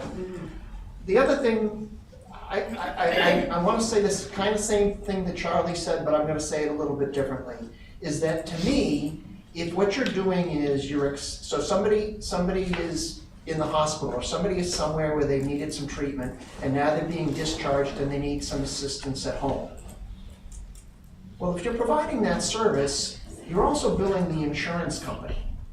So if that's all you're doing, basically you're asking us to supplement your income that you're already, for work that you're already getting paid for. And then we had a little bit of a miscommunication problem, and the folks from Visiting Lakes Region didn't come in. And then they came in and they basically said, we got a new executive director, and we absorbed NANA, and we're hiring people, and we're got a lot of money, and we're flush. And I was like, well, if they're so flush, why would we need to give them $33,000? And then we did a little more research and we said, okay, well, they used to have, as far as we can tell, what they're doing now is stuff that they're billing Medicare or private insurance for, so they're getting paid for that. The stuff that they used to do, kind of that Nana used to do as a community service, like Charlie said, they'd have foot clinics where they keep track of people's feet and nails and diabetics, and they would have health, blood pressure screenings and things like that. I don't know if it's because of the transition from Nana to Lakes Region, or if it's because of the pandemic where you couldn't get people together in a group anymore, or it's both of those things or a combination of things, but they haven't gone back to providing any of that. And we said to them, and they're like, oh, well, if there's a need, we should consider doing that. And we were like, yeah, you should. And we met with them 2 or 3 months ago and nothing has changed. So we basically said, things are tight, we're looking for places to cut money out of the budget. This is one we're comfortable doing some cutting. Does that answer your question? Sort of. Sort of, okay. If you have a follow-up, please let us know, but that's, and if, yeah, Carl, go ahead. I'm gonna say, if somebody else from the committee wants to share, I think that should be done too. I think for completeness, Walter Waring is on the budget committee, he's not here today. We had a long conversation about this, and it was not a unanimous decision on the budget committee's part. It is where it came down, it's how it came down by the vote. I'd like to speak a little bit in Walter's stead. Go ahead. He was quite against this, and he thought that we should continue funding that at a higher level. But the voting process, the budget committee came through the way it did, and this is where it's at. So I just thought I'd like to speak on Walter's behalf. But it was He didn't ask me to do that. But it was interesting too, because Walter got more town history certainly than I do. He knows more people. He also talked about the fact that he didn't think that the Lakes Region successor to Nana is doing all the things or as good a job as Nana used to do. Exactly. So it was interesting. He told us that so when they came in for the public hearing to discuss with them, he shared with them that he had some concerns, and they said, well, write us a letter, let us know what your concerns are, and we will get back to you. And we said, well, that's not really a budget committee thing, that's between Walter and the Lakes Region visiting nurse. So he wrote them a letter, that was at least 3 months ago, and he didn't get a response. So we were not happy about that. Yeah. But then when the time came for, as Carol said, when the time came, I mean, I'll also tell you that the first proposal was to cut the number to 0, or to 1, I think. We didn't go for that. Walter was arguing to make a minimal or no cut. Other people were arguing to make basically a complete cut. We ended up where we ended up in the middle. I get the picture. Thank you. So who gets the money? The town, you should pay a little less taxes because we're not gonna send that money off to people. But who's getting the 22,000 or whatever you get down there? Who's getting that now? So it will be going $16,700 to Lakes Region Visiting Nurse Association, which is formerly NANA, and $3,500 to Penny Baker Hospice and Home Health, who also operate in the town of Bristol. Okay, because that's what I know, Jimmy Baker, whatever they're called, they're a real nice outfit, and they do take care of Bristol area down here. And that's what we've heard. And they do a real nice job. And I just wonder if there's no Nana anymore, I would kind of suggest you go to the one that I given the most help around here, and I think it's Jimmy Baker. I might be wrong there, but I know with us, it's Penny Baker. They're down there twice a week there with my wife and everything else, and a real nice outfit. You go up there, and when you guys are up there sometime, get there around noontime. Only cost you $3 for a plate of meat, so you got a good deal. The one thing I will say is that we also felt that this was a section that took a lot of time because we spent a lot of time discussing this. And some of us, I know I do, I think the majority of the committee said, well, we'd actually like more information to make a more informed decision. So we've talked to some other people in the town about, and instead of just sending out a letter later this year to start up next year's budget cycle saying, please submit your application for some money, we're gonna take the opportunity to put in some requests for detailed information, which will help us to have a more informed discussion next year. Because we think we made the right decision, but it was definitely a difficult conversation. Having served on the board of Voices Against Violence and come before the select board at budget time asking for funds, this was several years ago, I think that would be a good idea because there's no standard, there's no information required, so it's a kind of, I feel like this would be a good thing and maybe not. What concerned me and the reason I asked the question is we have a lot of older people in the community, including myself. And I just want to understand why we're not supporting them at the same level that was requested, so. Well, the other thing was, like he said, is Penny wasn't on the schedule, then they've now increased. So she came in, one woman in particular came in and told us how many patients she had seen. And we thought, well, that's pretty good, because, it sounds pretty good. Why would we give all of it we can't give it to everyone? What are they doing differently? And that's what we needed to know. We didn't have that information when they came in. They had no handouts. They didn't have anything to say. Yeah, so I understand. So we figured next year would be the best thing for them we'll get the information, we'll get the questions down and things that we can ask them and get a clearer picture, so. That's what it was. Yeah, Rob, did you want to? Just real quick, Mike, so one of the issues I had with this is an arbitrary number that comes in every year. So we wanted to see some kind of cost breakdown. And then with the transition, with Nana, it was never a question. It was Nana's right here in Bristol. It's a town agency, and now it's being farmed out to another agency that's billing it, and we're just throwing arbitrary money out there. So, if they can come in here and say, we need $135,000 to go to the seniors of Bristol, to aid the seniors of Bristol, then I'm all for it. But I'm not gonna throw an arbitrary number out there of yours or mine money, not knowing why, if that makes any sense. My only question was why the big change, because those kinds of services are of value to a lot of people in the community. That answered my question. Okay, thank you. Any other questions or comments on health agencies? Yes, go ahead, Carol. Well, and I defer to Christina to help me on this. So this could be proposed to be changed at town meeting. Correct. All of these numbers can be changed at town meeting, that is correct. Right, so if someone had a concern, and boy, this is probably the thing we talk about the most, I think, for sure. There's no question how much we talk about this. And we do have good numbers, but certainly if there are people that would disagree with that's an item that could be changed at town meeting. Okay, thank you. Thank you, Chair. Okay, Carol. Okay, so we'll move on to the next section, which is welfare administration.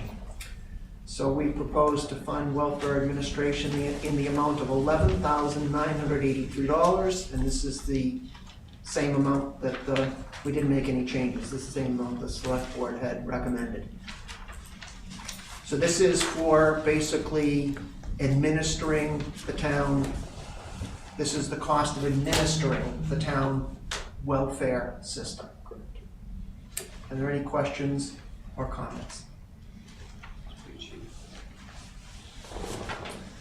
So not hearing any questions or comments, we will now go to the next section, which is the partner to that. This is welfare services. So we're proposing to fund this in the amount of $28,900, which is the same amount that the select board had recommended. This is the cost of this is potentially the cost of the welfare benefits that the town supplies. I guess what I will say is we talked about this because historically the people administering the welfare system in the town have done an excellent job of using other resources. So when someone comes in and says they can't pay their electric bill, between Eversource and county organizations and whatever, we generally have been able to find, my understanding is we've been able to find ways to help them. So we thought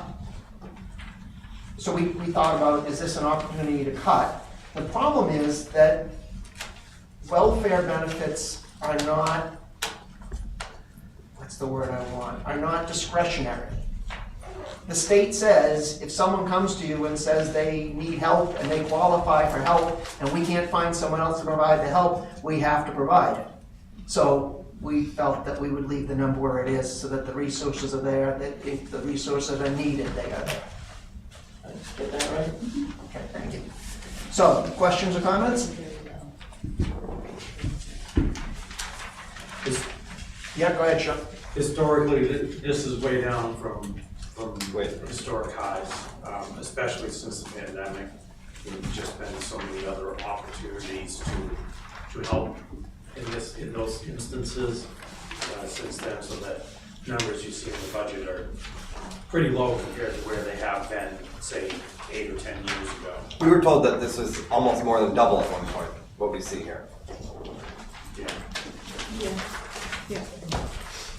So, again, we're hopeful that that our administrator will continue to be successful in finding resources other than the town's money. But if it's needed, it is available because we both want to help our fellow citizens and we want to comply with state law. All right, enough jokes, Paul. So, not hearing any questions or comments further questions or comments about welfare services, we will now move to the next section, which is recreation. So recreation is proposed to be funded in the amount of $115,203, which is the same amount that the select board had recommended. And this is basically to support the Tapley Thompson Community Center, and this is, for lack of a better term, might not be the best term, but this is basically the bill they presented to us. Our town's contribution. Our town's contribution. Yep. All of the towns that the TTCC provides services to are paying to keep the thing operating. But being based in Bristol, being here in Bristol, makes it easy for the majority, for the greatest single municipality. Nope, I don't think anyone sends more people to use TTC than Bristol does. So we also get to pay a good chunk. Questions or comments? Okay. The next section is beaches. So beaches, we have proposed to fund in the amount of $29,093. This is the same amount that the select board recommended. We didn't make any changes. We did talk to the folks. The policy on how the beaches are used and how the beach workers are scheduled and what they're responsible for is policy made by the select board.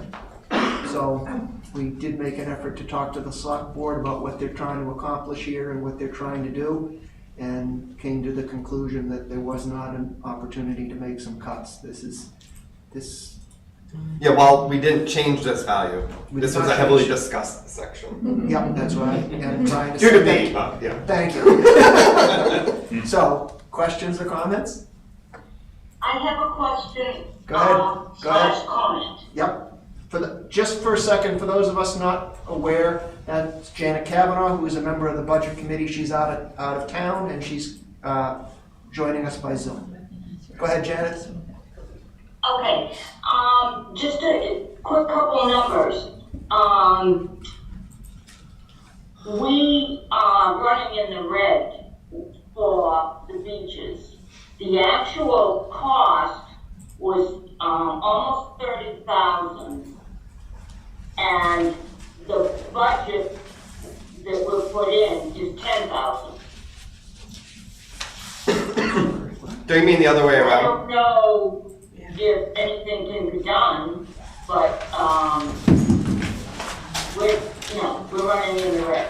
That we do recognize that we are funding the budget with not only fees we collect from the budget, but from also So Janet, taxpayer funds. yeah, Janet, is your point being that the cost to operate the beaches is more than the revenues that the beaches generate? Is that what you're saying to us? Yes. I pointed that out. I believe that another person was added, and trust me, I'm not trying to be a pain in the neck, but this is like the elephant in the room. Do we have other accounts that are like this? I don't know, but I will tell you, so I went to a select board meeting to discuss this, and I was told point blank that the select board does not consider, that the select board considers the beaches a service provided to the town, that they were not anticipating that the revenues would fully fund the operation of the beaches. Correct. That the fact that the beach cost is more than the beach revenue is not something the budget committee should worry about, because that is not the goal of the town. Is it the same feeling then for, the highway, for the transfer station, as far as the sticker cost? And I know a couple of years ago, they did, do some, analysis of, what customers pay if they bring lumber in and so on and so forth. And, that was done slipshod, things were missed. So they might have the same feeling, and, but, I'm a cost accountant. I have to mention it. So I think the question is, has the discussion been happen at the select board level about revenues versus operating costs for solid waste? Right. Is that the question? And beach. I think she knows that we had the conversation about beach. She's wondering if the same conversation's been had at the select board level about solid waste. So Janet, I thought you brought up two things. My understanding, and please correct me if I get this wrong, I don't believe that the town's intent is that the revenue collected from the solid waste operation fully funds the solid waste operation. That is a service provided by the town. It is intended, I can't guarantee it's happening, but it is the intention that the fees charged for disposal of construction or propane tanks or tires, that those fees should cover those additional expenses. But the cost of the stickers doesn't cover the cost of all the loads of trash that we send to the incinerator. Or the employees Is that fair? Okay? So did that answer your question, Janet? Yeah, I know when I worked there, I would actually go out and check propane tanks and things like that. But that can be a lost leader. I think $5 per a dump sticker is a little outrageous in this world. That's my opinion. So Janet, I'm gonna have to say the same thing to you I said to Mr. Morrison. Go to the select board meeting. Yes, Carol. So for those that don't have the revenue information, We can share it on the screen. beach, this year, the beach permits took in $15,755. We've thrown a number of 10,000 in for the 2023 budget, expecting that we will get at least that. It's likely we may get more than the 15,755. Yeah, so to be clear, because there's a lot of numbers being thrown around, and I, forgive me, Janet, I don't wanna put words in your mouth, but I thought I heard Janet say that the budget for the beach was $10,000 and we spent $30,000. Yeah, she said the projected revenue is 10 and the expense. Okay, budget is that's revenue, 30. not the budget. The You're right. budget, it was 20, 29, I'm calling it 30. right, Yes. well, last year it was like 25 or Yes, whatever. Right, correct. and this year it's 20. And brought in 15 through beach passes. Correct. Yeah. You're right, Sean, it is what she said, actually. It was, I think Janet, you had it reversed. It may be what she meant, but that, Yes. I think I caught, yeah. No, I think you're right. Okay, that's all I had.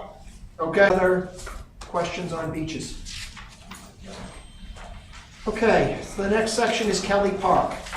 We have proposed to fund Kelly Park in the amount of $39,898. This is not a change, this is the same amount that the select board had requested. I think the thing that I will mention before someone asks is, so there's a line, the first line in this, which is line 120, is for a part-time seasonal employee to handle maintenance at Kelly Park. We spent a bit of time talking about this. This was actually budgeted in 2022, and Unfilled. by the time recruitment was done, they were not able to find someone to fill it. So we did not, we budgeted, but we did not spend the money and do it. So the question, it was proposed to budget for that again, and one of the questions that I had was, why do we think we're getting a different result? And the person who will be the hiring manager said that she was already looking into it and was much more optimistic, that she thought she had somebody lined up and that this is something that would be could be filled and would be done. And then we had a bit of a conversation about, is this a good spend and is this money well spent? And it was not unanimous, but the committee as a whole agreed that it was a good idea. Kelly Park is another thing that makes Bristol a nice place to live, and lots of people get lots of use out of it, and that as a committee, we agreed that this is something worth supporting. So, having said all that, I will now ask if there are any other questions, or if anyone would like to make a comment. Excellent, we'll move on. Library. Our next section is the library. We have proposed in the Budget Committee budget to fund the library for 2023 in the amount of $235,924. And this is, let me get the exact number, this is a slight decrease. This is a $2,400 decrease. 3,000. 3,500. This is a. 3,000. No, we took it from 5,400 to 3,000, so it's a $2,400 decrease. Oh, you're right. It is. I got my little spreadsheet. You got I it. got my cheat sheet. 2,400. This is a $2,400 reduction from what the select board had recommended, and to be honest, that's also what the select board recommended is what the library trustees had requested. So, questions or comments? Right here. Go ahead. I see in the paper, I don't know, 2 weeks ago, that library belongs to Hill, Alexandria, Danbury, Hebron, New Hampton. It's wonderful, this administrator.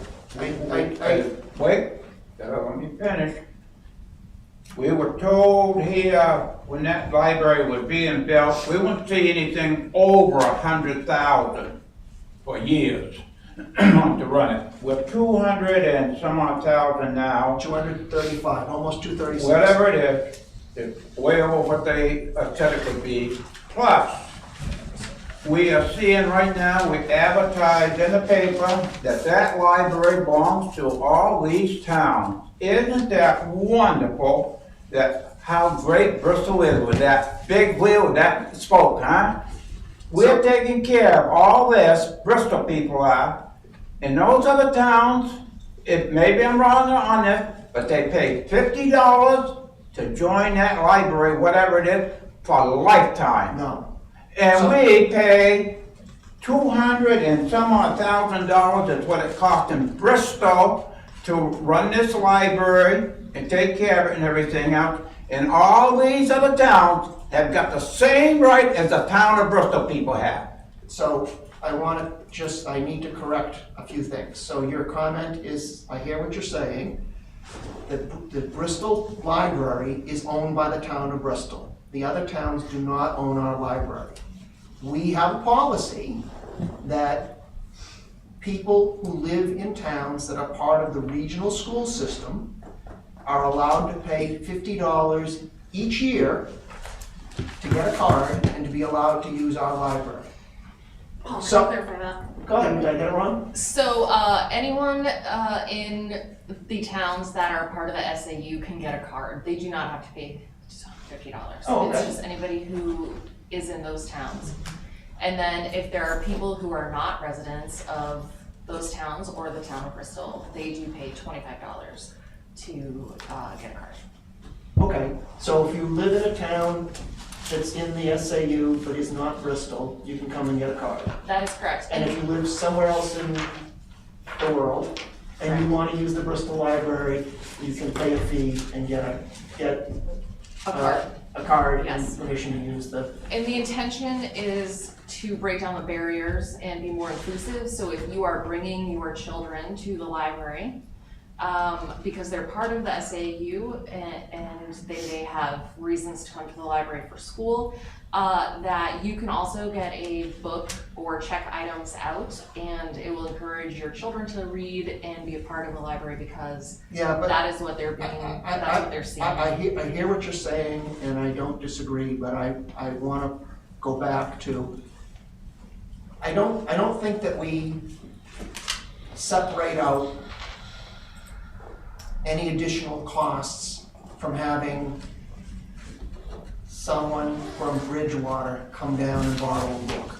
So I don't know if this number would change. I doubt that it would change. You're gonna keep librarians in the library, you're still gonna buy books and CDs and books on tape and whatever else we do for everyone in Bristol. Letting someone from Bridgewater or Hebron or even New Hampton come in and avail themselves of that. But more importantly, is the Budget Committee has absolutely nothing to say about that.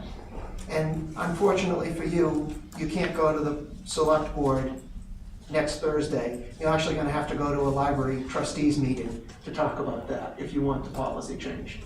That is correct. So, whether I agree with you or not, it doesn't. You made your comment, and I appreciate it, but if you want to change something, you have to go to a library trustees meeting and talk to those folks about it. And I think it's also a two-way road. I know my family, we use the New Hampton Library as much as we use the Bristol Library and their services. And I think you would find that with other Bristol residents too. That some programs at other libraries you might be interested in, and because we have this relationship, you're allowed to do that. And we also share a lot of our books between the libraries and some of our services and our summer reading programs. Wouldn't it be nice if those other towns started start spending money into their libraries and filling them up? But look at that. Well, Look at that right here. Look at that. What do you need a library for? Anything you want, within 2 seconds. They'll give you the answer right there. I don't care who you are, you can go there in 2 seconds and find out anything you want. We can debate that. You're aware of that or not? You certainly are allowed your opinion, and you can use the library to get ebooks if you want, but if you're like me and you like the feel of a book in your hand, I still want the library myself. We offer more than just books, but I would also like to encourage all of you, because this will be the 10th anniversary of the edition opening, and so it has actually been 10 years since the edition was put on, and a lot has changed in 10 years in terms of more than $100,000. So It will be having a little celebration that you'll all be invited to in, I believe, May. May 18, right? I think so. Yeah, great. Thank you. Wonderful. You don't need the high school, they can, you don't have to come to a library, that's where they teach you now. The schools you don't need. Wonderful. Okay. Whatever. Go ahead. Any other, I'll look at our other two people. Library, anything? We'll move on. No. Okay, the next section is patriotic. So this is proposed to be funded in the amount of $29,600. This is actually $1,500 more than the select board had recommended. And this is because there was a bit of a change or an error, and there was an increased cost that wasn't caught until later in the process, and the budget committee agreed that it should be funded, so we put additional money in. But it's a total of $29,600. Are there any questions or comments? If you guys need to leave, would you make sure that Shannon has your name just for our records? We know what members of the public, if she doesn't already know who you are. Thank you. Any questions or comments on patriotic? Not a problem. All right, we'll move on to the next section, which is Conservation Commission. The Conservation Commission is being proposed to be funded in the amount of $1,850, and this is the amount that the select board had recommended. And actually, if there's any questions, I'll defer to Carol, because he's on the Conservation Committee. Are there any questions or comments? Does not look to be so. We'll move on to the next section, which is Historic District Commission. That is proposed to be funded in the amount of $800. This is $1,000 less than what the select board had asked for, which is $1,800. And that this is something that we have agreed is the right amount, and I believe the Historic District Commission has agreed that this is an amount they can live with. This was not flogged onto them. Right. So, any questions on Historic District Commission? Okay, we'll move on to Economic Development Committee, another section that we made some cuts in. So we're proposing to fund the Economic Development Committee in the amount of $3,000. This is $2,000 less than the $5,000 which was originally requested by the Select Board. And again, the chair of the EDC has agreed that this is a number that he can live with, or that their committee can live with. Are there any questions?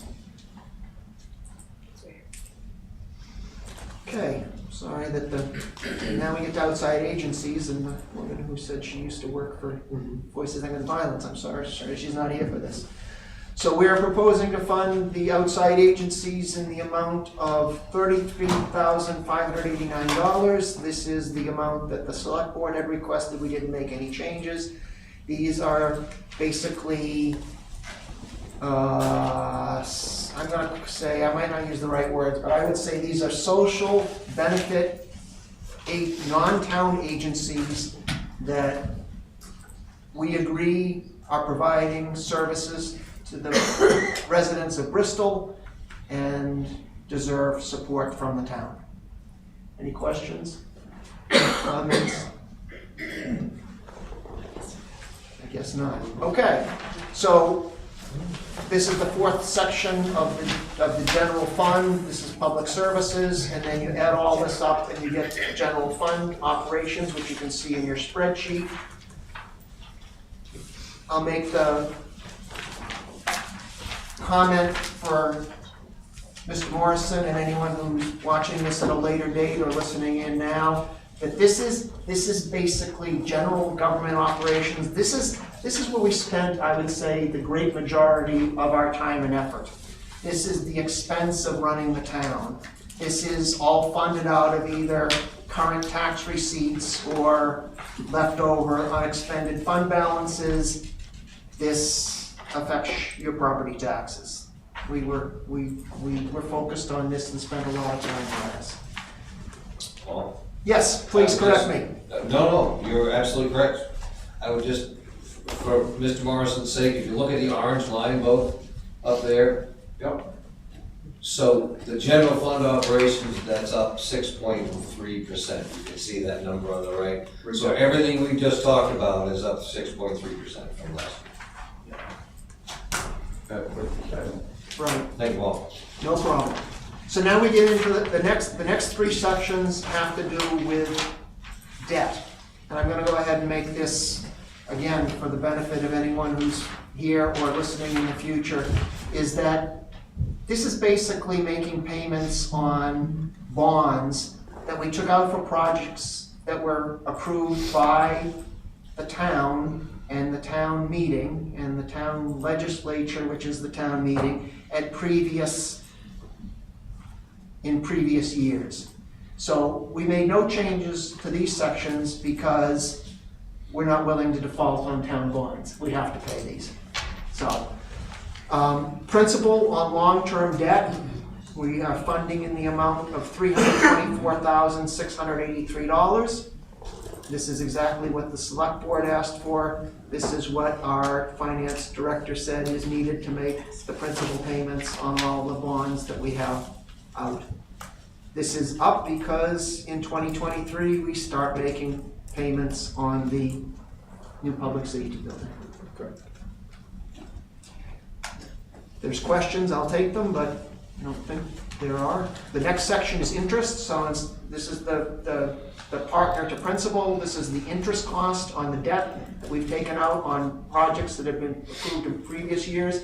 It's proposed to be funded in the amount of $180,449. This is exactly what the select board asked for because that's what the contracts we've signed or the debt agreements bond agreements we've entered into say is required. Questions or comments? Thank you. And the last section is, it's called tax, which is a little confusing. This is being, at least to me, this is being funded in the amount of $1,500. And this is basically money we're hoping we won't need, but this is money that we have to pay interest if for some reason we have to pay bills before our tax receipts come in. This allows us to do some borrowing and pay the interest on that borrowing for cash flow reasons. Is that a fair way to describe it, Bob? Yes, it is. Okay. So, any questions? Is this got to do with the tax? Do we know what our tax increase is gonna be? So we know what I should let Carol answer that because he's on the select board and the select board sets the tax rate. And I'm gonna push it over to Christina because I'm not sure I still know the exact answer. So you set the taxes for 2022, you don't set the taxes for 2023 till the end of or the select board doesn't set the tax rate till the end of the October, year. November. We will have, and we can, for a town meeting, we'll have a better idea of what each thing might impact the tax rate. We don't have that for tonight. We also won't have a definite answer until we know exactly what's passed in March. And we can give you more information on that. But if you don't get any more stuff here, you must have an idea what this 6% without town meeting, without what we're gonna approve there, but how much is this jump, our taxes just to 6%? Is that 6% for everybody on our tax bill, or how are you doing this? Well, so you are correct. So the 6% is just for the general, what did we call it? I should call General it operation. general operating. So then you also need debt service, and then you potentially have warrant articles. So that's the increase in the amount of money that the town is gonna spend, which is subject to adjustment, but is basically the amount of money that the town is gonna need to raise in tax revenues.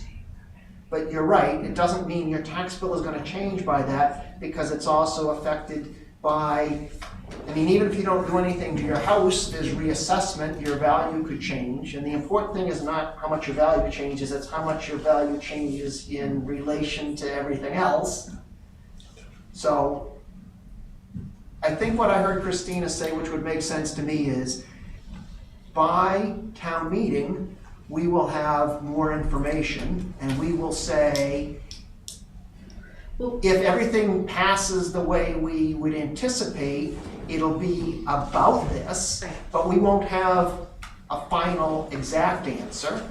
And anything can change at town meetings, so everything is subject to change. And even then, it's not final either, based on revenues and monies expended to set the tax rate. Correct. Right. So can I ask one other question on this? Sure, go ahead. What is the difference between the school budget and the municipality budget right now in taxes? So, I don't know the answer to that. I had intended to go to the school deliberative session last Saturday, but it was so cold I stayed home to keep my fire burning. I bet we're pretty close. So your total tax burden is made, Ms. Morrison, your total tax burden is made up of 4 sections. So you got the town, you got the school district, you got the county operations, and you got state school costs. So you gotta add all those together, and we're only talking about the town part. So, I mean, the select board has to take those other 3 numbers and add them all together and figure out what the tax rate is to raise the right amount of money. But I don't know what's going on with the school. So I don't know if anyone else wants to try to answer that, but I don't know. Because we always said, oh, look at the school budget, oh, look at that school budget. And here, the municipality of Bristol is coming right up close to that school budget now. I heard someone say that last year, and it's getting awful close, and I guess eventually we'll go beyond that. So last year, if I'm right, the municipal tax rate was $8.30 and the school tax rate was $8.43. Yeah. Right, that is correct. That is correct. So what, 20 cents difference you're saying? 13 cents. Wow. The town was 13 cents less than the school. Wow. But you can add another $2 to the school. For the state school. For the state rate. Yeah. Well, and then if that's the case, Well, we right. probably want to add another $2 to ours too. Thanks for the suggestion. You can bring it up at town meeting. That's a fact. So anyway, you're talking, this pretty, like I said, you're gonna be just even, if not more by the school. Well, I thank you, Sean, you're right, it was $1.87 for the SWIP, the state education tax. So really, the school rate is $8.43 plus $1.87 versus the town rate. I hear your frustration, and I share it. But again, I'm gonna send you to Sean and the select board, because myself and this committee, we don't have to set the tax rate. I know you don't have a thing to do with it at all. I know what you've been saying all the time. The only thing I'm saying, like I said last year, I got land to sell. There's a lot of people who don't have land to sell. And now they come up with this wonderful fuel charge and everything else. I don't know how anybody that retired, which I can't understand, if they did retire, what they were supposed to retire at 3 or 4 years ago, and now have this kind of a burden taken on top of what is happening to them, I don't know how they can live around here. I know we can, because we got a sucker that passes out money to people that don't work, but when people don't work anymore and there's no money coming in, how the hell are you gonna live? I hear you. Okay. Yeah. That's what I'm saying. So we do actually need to cover sewer and water, because it's part of the budget, so why don't we go ahead and move on?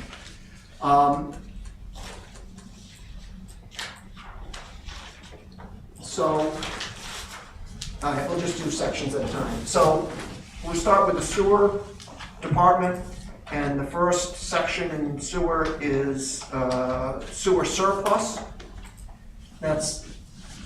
It's funded, or it's budgeted as $1, which is what the select board asked. It's basically a placeholder at the end of the year.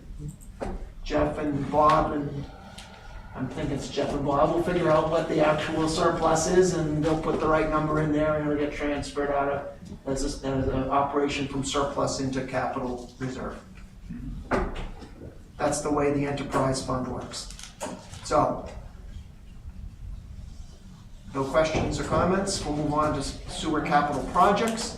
We're proposing to fund sewer capital projects in the amount of $46,775. This is the amount the select board and the sewer department asked for. This is improvements to the system to, But that money's already there, right? Yes. that money, It's in our capital reserve, and combination of our capital reserve rates are covering that cost. what's that? So you touched on something that I'll comment on, is that the sections that we talked about earlier, which is all the different departments and their expenses and the costs on the bonds, that's all gonna get funded out of basically tax revenues, so that affects your property taxes. The sewer and the water are run as enterprise funds, so they're run as, they're part of the budget. For legal reasons, we have to budget them, but if you spend more money or you spend less money, it won't affect your property taxes, it'll affect your water bill or your sewer bill. Right. So, and as you pointed out, the way it works is for the most part, the cost of running the water and the sewer operation is paid for by those bills. So Jeff and the select board make sure that the rates are set high enough that there is a surplus that then can be used to fund the capital expenditures that are needed to maintain and improve the system. But you got $1 million in stockpile anyway, don't you? We should have more, right? Huh? We probably should have more. No, that's right. So I'm just saying, It's pretty expensive. it's gonna just be about the same, isn't it? You're gonna put this new system in, or whatever you're gonna do, but is it gonna change the water and sewer bill that much, is it? No, No. How can you run a better business? we tried. There isn't a better thing. You come out, you spend it, and you got it. So it's wonderful without jacking us up. No, you do an awful nice job. And we got a nice service. You hear that? It's on video. Oh, no, I'm complaining about the departments, I'm just complaining about these other towns that's getting our free service, that's all I'm bitching about. Okay, so I'm gonna move on from capital sewer projects to, sewer operations. We are proposing to fund sewer operations in the amount of $498,575, and this is, we didn't make any changes. This is what was requested by the select board and the sewer department. So this is basically to run the sewer department. So this is people's salaries and benefits, and also Chemicals and everything else. and gasoline and heating oil and electricity and postage and all sorts of stuff like that. All the stuff that gets spent to keep the sewer system operating and the bills going out and the money coming in. Any questions? And again, as you pointed out, this is paid for by revenues brought in for this from sewer bills. And then the last section is sewer debt service. So again, this is bonds that we've taken out to do major capital projects on the sewer. It's funded at $600,454. No, wait, I think that's the whole sewer department. I read the wrong line. $55,104. That's better. Which is what was requested. And we didn't cut any of this because, again, this is both principal and interest on bonds, and we have to make those bond payments. So I'll take questions if there are any, but I hope there aren't. So that's the sewer department. If you add up all of those different sections, the capital projects, the sewer operations, sewer debt service, And the placeholder for the surplus transfer, you get the sewer department is going to spend $600,454. And that gets funded out of sewer revenues. Then we move on to water department. So it's the same, basically the same sections. We have a surplus transfer to capital reserve. This is actually budgeted at $35,000, which is what was requested. But again, in my mind, this is a placeholder. At the end of the year, you guys will figure out what the actual number is, and it'll get updated to that. But there should be enough revenue to provide a surplus to get moved into capital reserves to pay for capital maintenance and improvements. Questions or comments? Is there anything more talk about soil going up to the lake and how it's gonna go or anything like that? No, the select board made a decision to not proceed with the project. They made that decision about a year ago. It's going up to Riverdale Road. Okay. It's The line not- is being extended to Riverdale Road. But the $20 million project to extend it to the lake is not being done. Right. Keeping it the same way you were talking, you changing? I think that the select, so again, it's not being funded out of the operating budget, so it doesn't really come to the budget committee. But I do believe that the select board has authorized some capital expenditures to do Central Street pump station. maintenance and repair that was Basically critical build a to new, keep the system basically running. build a new Central Street pump station and the associated pipe work that goes with that. Repair the line. Replace the line from Central Street Pump Station itself out to Merrimack Street to Baker Street. Right, and then to extend from the square, from Millstream to Riverdale, with small, very small Right, extension. up Lake Street. Yeah, Is that about a half mile? something in that range, much lower project and much less burden when you take the grants and money being spent on it. So that's interesting for people to know, and I asked because I wanted to know, which is why I'm happy to share with you, but I will point out again that none of that is getting funded through the operating budget and therefore has not been discussed at the budget committee meetings because we haven't been asked to include any funding for that. It's been handled in a different way. Okay, so we talked about this water surplus. We're in the water department now. We're not talking about water operations. So we're proposing to fund the water operations in the amount of $452,541. We did not make any changes. This is what was requested. And again, this is the cost to keep the water department, the water system operating. The people and the expenditures, the consumables, I guess I think about them as. Electricity and fuel for the trucks and other things like that. Questions or comments? Okay, the next section is water capital projects. Being proposed that we fund water capital projects in the amount of $36,775. Again, we didn't make any changes here. This is what was requested, and there's a list. We did ask, for clarification on what a few of these things are, but we basically, this is to keep the water department running and hopefully make it even more efficient. Questions or comments? So our, I think, last section is water debt service. So we're funding water debt service, proposing to fund water debt service in the amount of $61,967.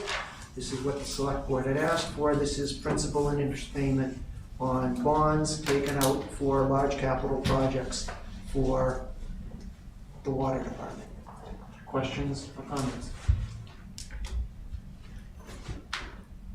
So if you take all of the numbers that we've talked about so far, the operating budget, the debt service, the water and sewer, and you add them all up, you end up with this, I don't know what color that is here, teal?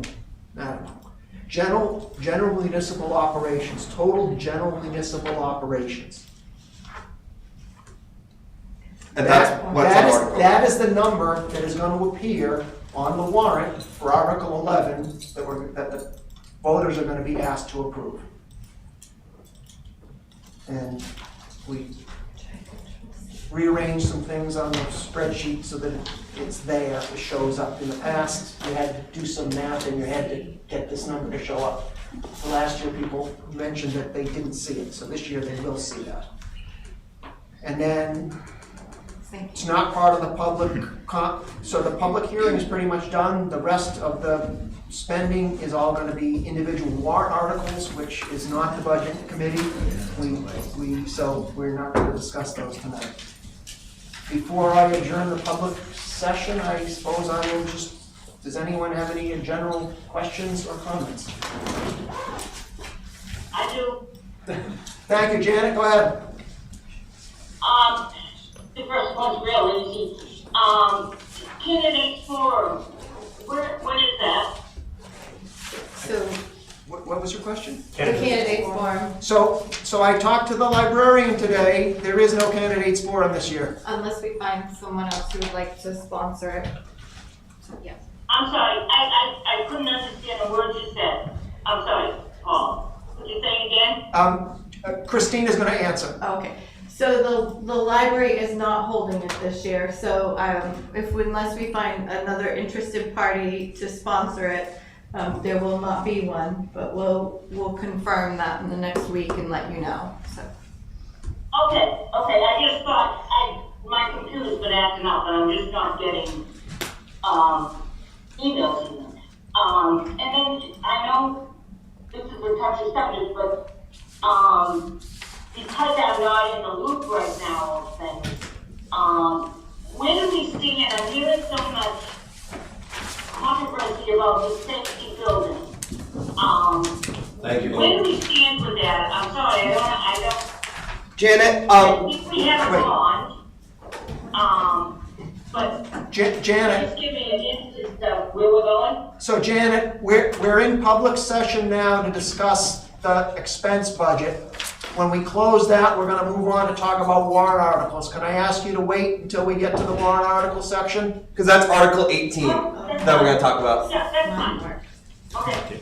Because I can close the public session and some people can leave. Yep. Paul, I would add something. Yes, hold on, Carol wants to say something before I close the public session. I'd like to address something that Boak said at the beginning of the meeting about, isn't the budget committee supposed to be cutting the budget? I'm You're paraphrasing, the budget committee doesn't seem to be doing their job in the last few years of cutting enough money. My first year on this, again, I'm saying this for the sake of the folks that will listen to the video. This is a great job done by the budget committee, and their goal was to do a lot of cutting, and they did their best to do that. And they certainly have not kowtowed to the select board and done what we asked them to do. They've done their job, and it was an honor sitting with all of you, and I thank you for what you did. Thank you, Carol. So if there are no other comments or questions from the public, I will declare the public meeting section of this public session closed. And we will take a recess for 5 minutes and then we will move on to budget committee business. Thank you, Mr. department Chair, heads, for, yes. Before you close, Yep. do you have to discuss revenues at all, or do you just do that under your voting? So according to the agenda, I it think happens we're both after the Okay, recess. perfect, thank you. Yeah, we're Thank you for coming. Hopefully it wasn't too.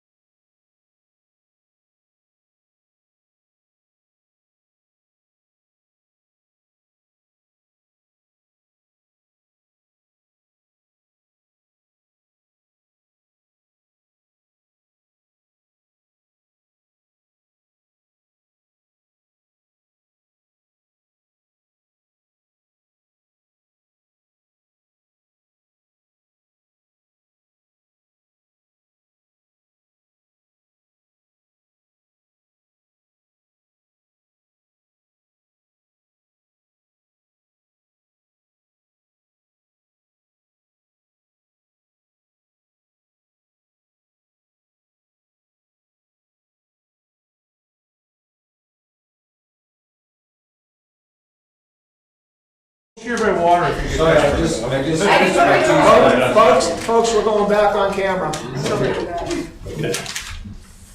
I see Okay. Carol with his cheese crackers down there. So our recess is over. What we still need to do is we need to vote to approve the revenue estimate. I think that's a requirement by the state. We need to vote to actually approve the budget that we just reviewed. And we need to vote on our recommendation on the warrant articles.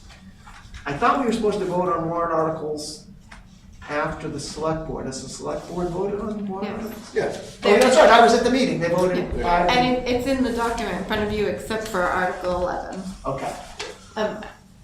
Which would you like to start with so I can get it on the screen? Charlie suggested we do warrant articles first, because I think the chiefs are here for warrant articles, so we do those so that they don't have to sit through the rest, the other stuff. So you guys already voted on 1 through? No, No, one we through don't 10 vote on goes those. on the ballot. So starting at Article 11. You did vote. So I'm just gonna. You want a motion, Paul? Hold on a second, I just wanna. 8. Oh, I see, I'll make a yes, motion to recommend article blah, blah, blah. So the budget is 11, revenues are, so our warrant article section starts with 12, right? Yeah, we can start with 12 and go back to. Yeah. Okay, so, Let's start at 12. so, I'll make a motion that we recommend approval of warrant article 12, which is to establish a contingency fund for the current year for $25,000 that's coming from the unassigned fund balance, and any appropriations left at the end of the year will lapse back to the general fund.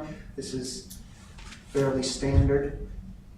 I'll second it. I got a second from Charlie, and so if there's questions or comments, speak up now, because otherwise I'm gonna move for a vote, because I think this is pretty uncontroversial. Don't forget we need a roll call. Roll call vote. I will. Thank you for reminding me. Not hearing any questions or comments, we will now vote. Janet, you still there? Yeah, that's fine, I came in late, so I don't know how, I'll just not vote.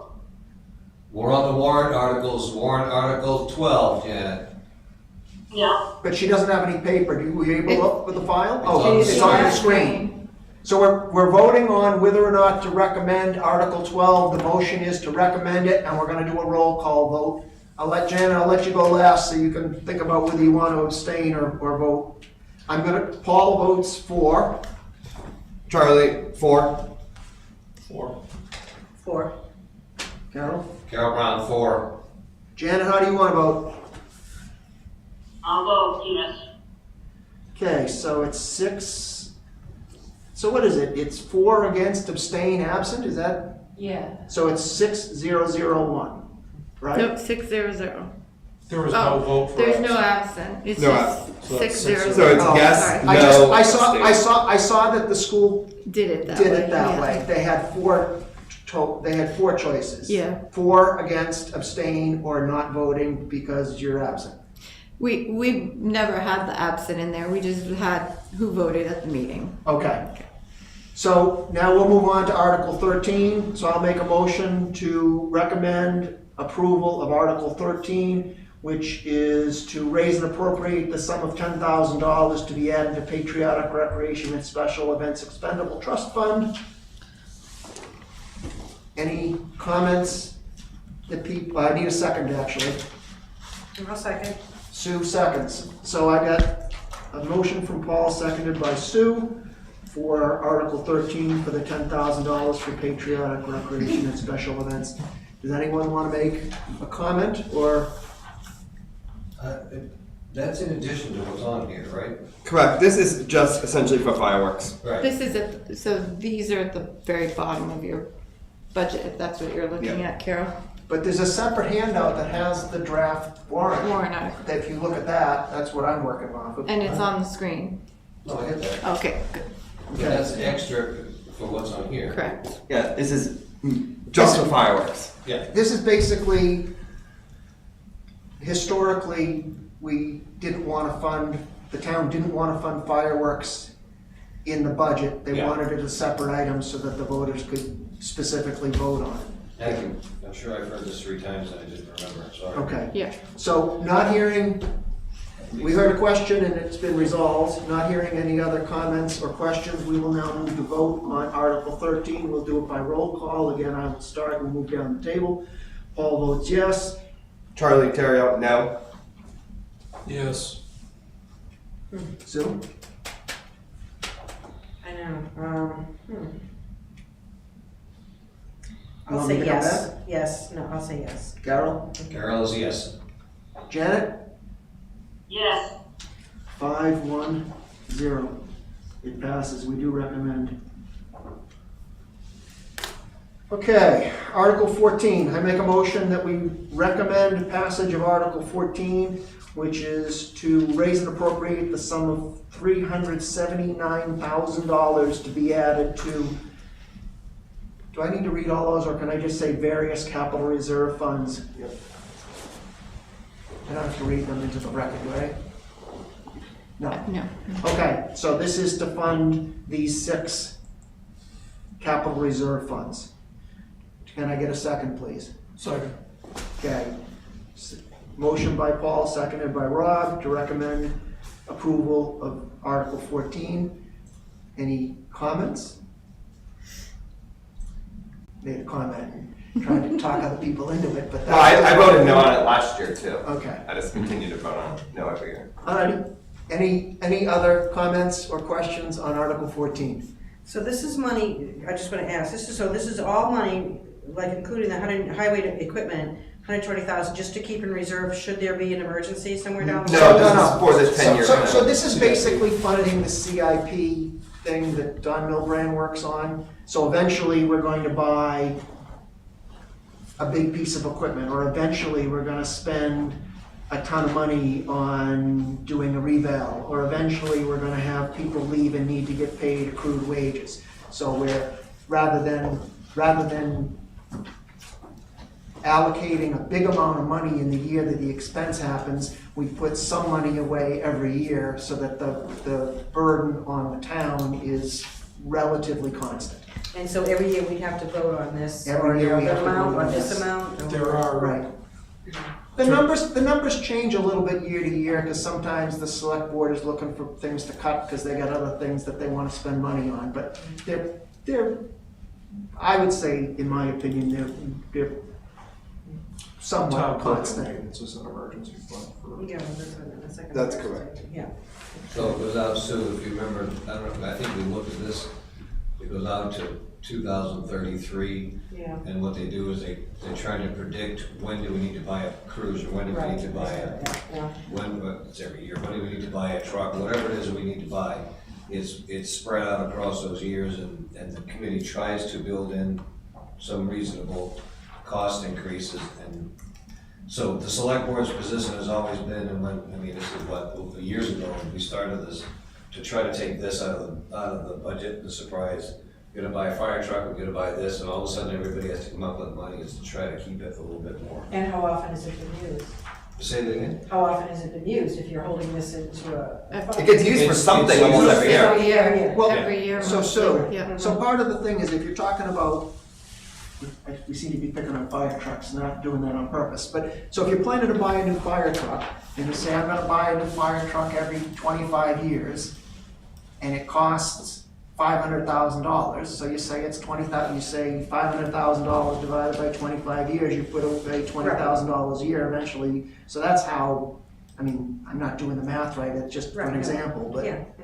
but eventually Eventually you're gonna need it. unless you make a change to somehow not buy something big you were planning on, all this money is gonna get used. Yeah. And you see on here that they prioritize, and they try to figure out how many years each life expectancy of each piece is, so I don't know, engine 2 is way out here at 2031 before you're replacing engine 2. Right. There's nothing on that.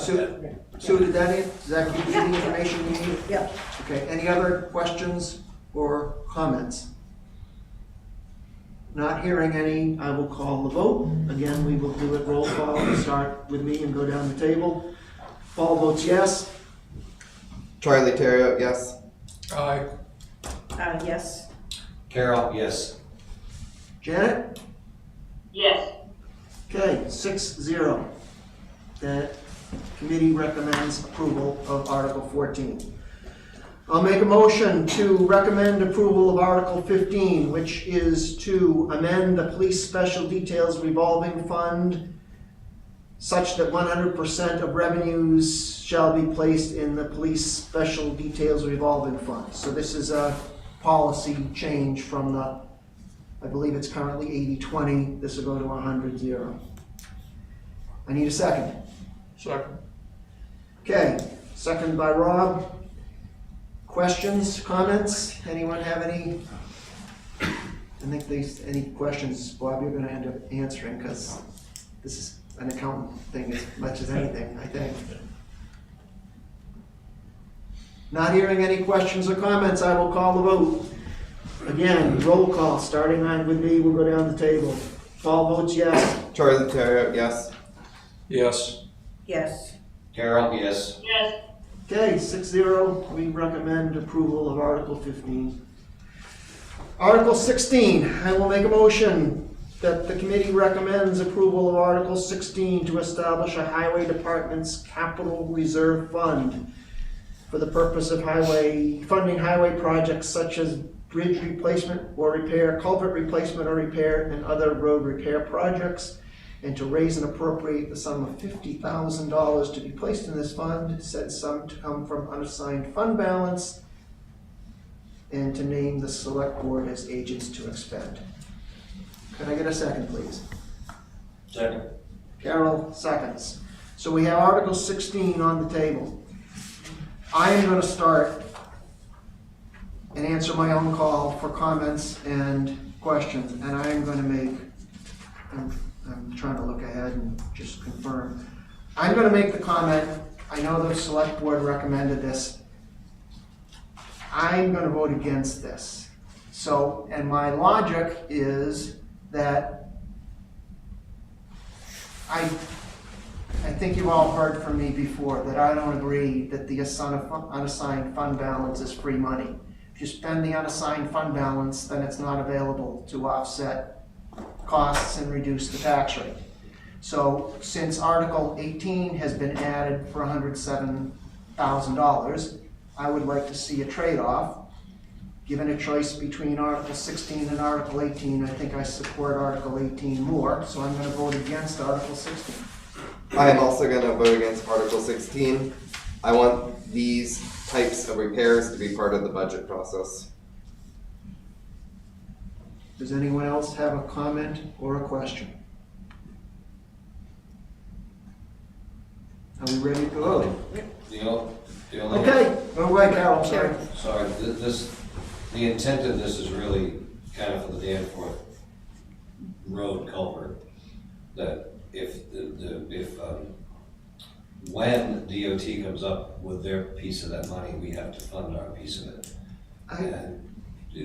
This is an attempt to offset having to come up with 20% of $5 million or what was that? No, I understand what you're saying. It started that way, but one of the select board member added the other wording to it. Yeah, well, the other, right, or repair, so. This is for Danforth Brook Road, correct? Yeah. But its scope has expanded past that. Right. So we talked about this last week.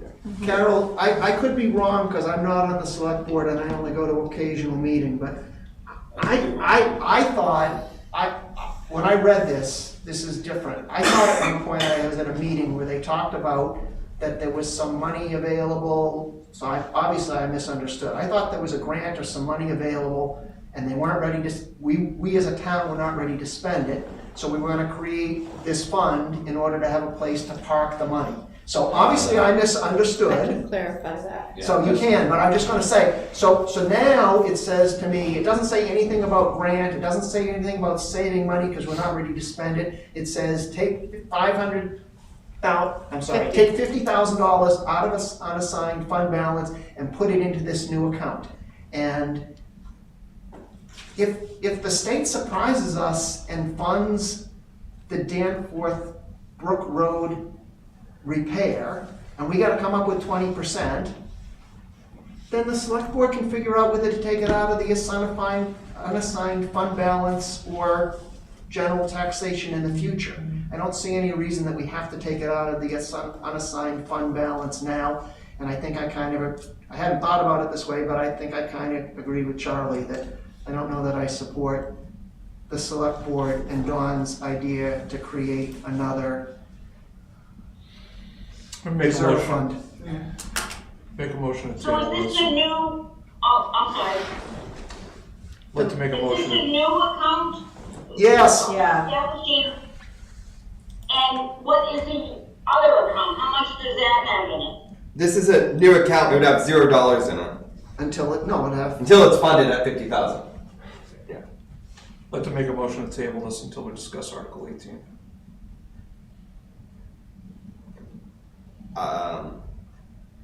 You just I don't want have a good handle. you just want to move the discussion of this to after Article Yeah. 18. I'll second that. Janet, there's a motion to table this until we talk about Article 18. That would be great. Thank you. Okay, so we will vote on Rob's motion, seconded by Charlie, to table this discussion until later in the meeting tonight.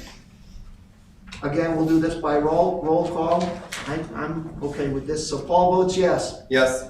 Charlie, yes. Oh, yes, sorry, yes. Carol? Yes. Janet?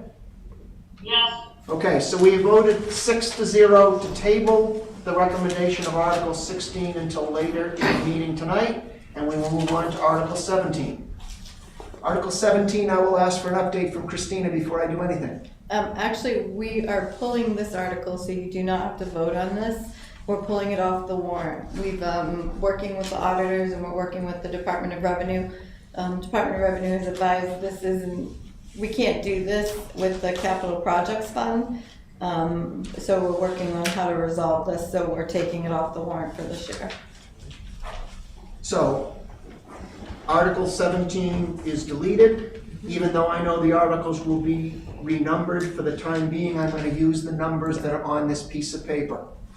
So I'm now going to make a motion for the committee to recommend Article 18, which is to raise and appropriate the sum of $107,000 for the purpose of radiant heating in the public safety building. Said sum will come from the unassigned fund balance and no amount to be raised by taxation. Further, to authorize the select board to look for grants to offset all or part of this appropriation. I need a second. I'll second it. So motion by Paul, seconded by Charlie. Comments, questions, attempts to? Select board probably you, because this is So- slightly changed. From Christina wants to say something before Well, we I was just gonna add for the select board, they chose to try to put this back in, the radiant flooring, because we have a certain time frame that we have to put it back in. And if we cannot get grants to offset the appropriation, then the full 107 would come from the unassigned fund balance. But the intent is to pursue other funding to pay for this. Gotcha. Can I ask why the select board did not include the back parking lot? Yeah, sure, you can ask. So I can tell you because the back parking lot had to be put back in for $202,000 by March 2023. So there was no way to pursue any other funding. That would, in time for March. So Charlie, Let me. Go ahead. So it's a timeline problem. Partly, but I was in favor of the parking lot, personally. You can't put radiant heating in later, obviously. Right. You have to put it in when you pour the floor. So there was a lot of conversation about it's, chief, correct me if I'm wrong, which could be, it's heating, it's value in making the heating more efficient, and it's a better heating system for the fire station as a whole. And the select board agreed with that. You can put another parking lot in later, although it'll cost more, obviously, to do it after the fact, but that was the decision. And I put forward, why don't we take more money out of the unassigned fund balance, and that didn't fly. to try to do more. That was gonna be the comment I made. So I was sitting in the room at the last select board meeting when they discussed this. And I was gonna tell Charlie that basically what they talked about was how much money were they willing to take out of the unassigned fund balance and at what point would they get to an unacceptable low value balance in the unassigned balance. And I think that I thought I heard Sean, I think you were there, I don't know, maybe not. No, okay.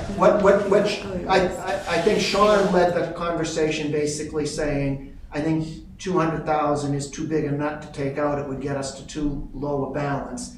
I think the 107, we want to do as much as we can. I think 107 is the most I'm willing to support for additional funding out of the unassigned balance. So this was gonna get the 500 vote, you're saying? This got a 500 vote from the select board. So I would add in there, and obviously, if we were to add the back parking lot past that March date, it does get more expensive. You know, if we were to find that roughly $200,000 in some sort of funding mechanism, let's say in May, right? I don't think it adds a substantial amount. What it would add is they've got to submit the plans to start building with the parking lot removed. And the process of resubmitting the plans with the parking lot added is another couple $1,000s worth of permit fees and time and whatnot. So, you know, that 202 or 205, whatever it was, you know, maybe becomes 215 if you could get it in the next couple months. Certainly if it's post the building being built, whether it's 1 year down the road or 5 years or 10 years, it's gonna cost more money. You're bringing equipment back on site, you're working around a building, so on and so forth. Yeah. And I certainly, you know the part of the conversation of trying not to, you know, decimate the unreserved fund balance. I do think that there's a couple of grants that have popped up very recently. All of it really has to do with some level of ARPA funding, whether the state got it, locally got it, or something. And I really feel like we're going to be able to fund that parking lot, maybe not by the March deadline, but certainly soon enough so that it's not a whole lot more, and get that. And just to say that back parking lot's a huge component of what we're doing. If we don't build that back parking lot, we can occupy the building. Chris and I looked at it the other day again. You know, there's enough parking for staff. We'll have some parking for call members that show up to incidents. That's about it, right? So now we have this meeting room that for the most part the police and fire departments are going to use, but it's going to be about this size, maybe a little different dimensions, but about this size that we can host EMS classes, they can host police commission classes that are going to bring in 20 people to attend it, no place to park them, you know, and that's super unfortunate, and whatnot. So this, to me, this is something we can't do later at a bigger cost. Or, I mean, technically I suppose we could, but I can't even imagine the cost of ripping out the slab in the apparatus bay to do it. Like, it'd be cost prohibitive, right? And I really think, you know, we've looked at those savings numbers, you know, when we discussed the passage of this building to begin with, and we have that kind of projected 50% operational cost. It'll probably be higher, heating and electricity, you know, and to me, this is in talking to the contractors, maybe 10, maybe 20, somewhere in that percentage range of that number is what this gets you back, right? It's still a very efficient building,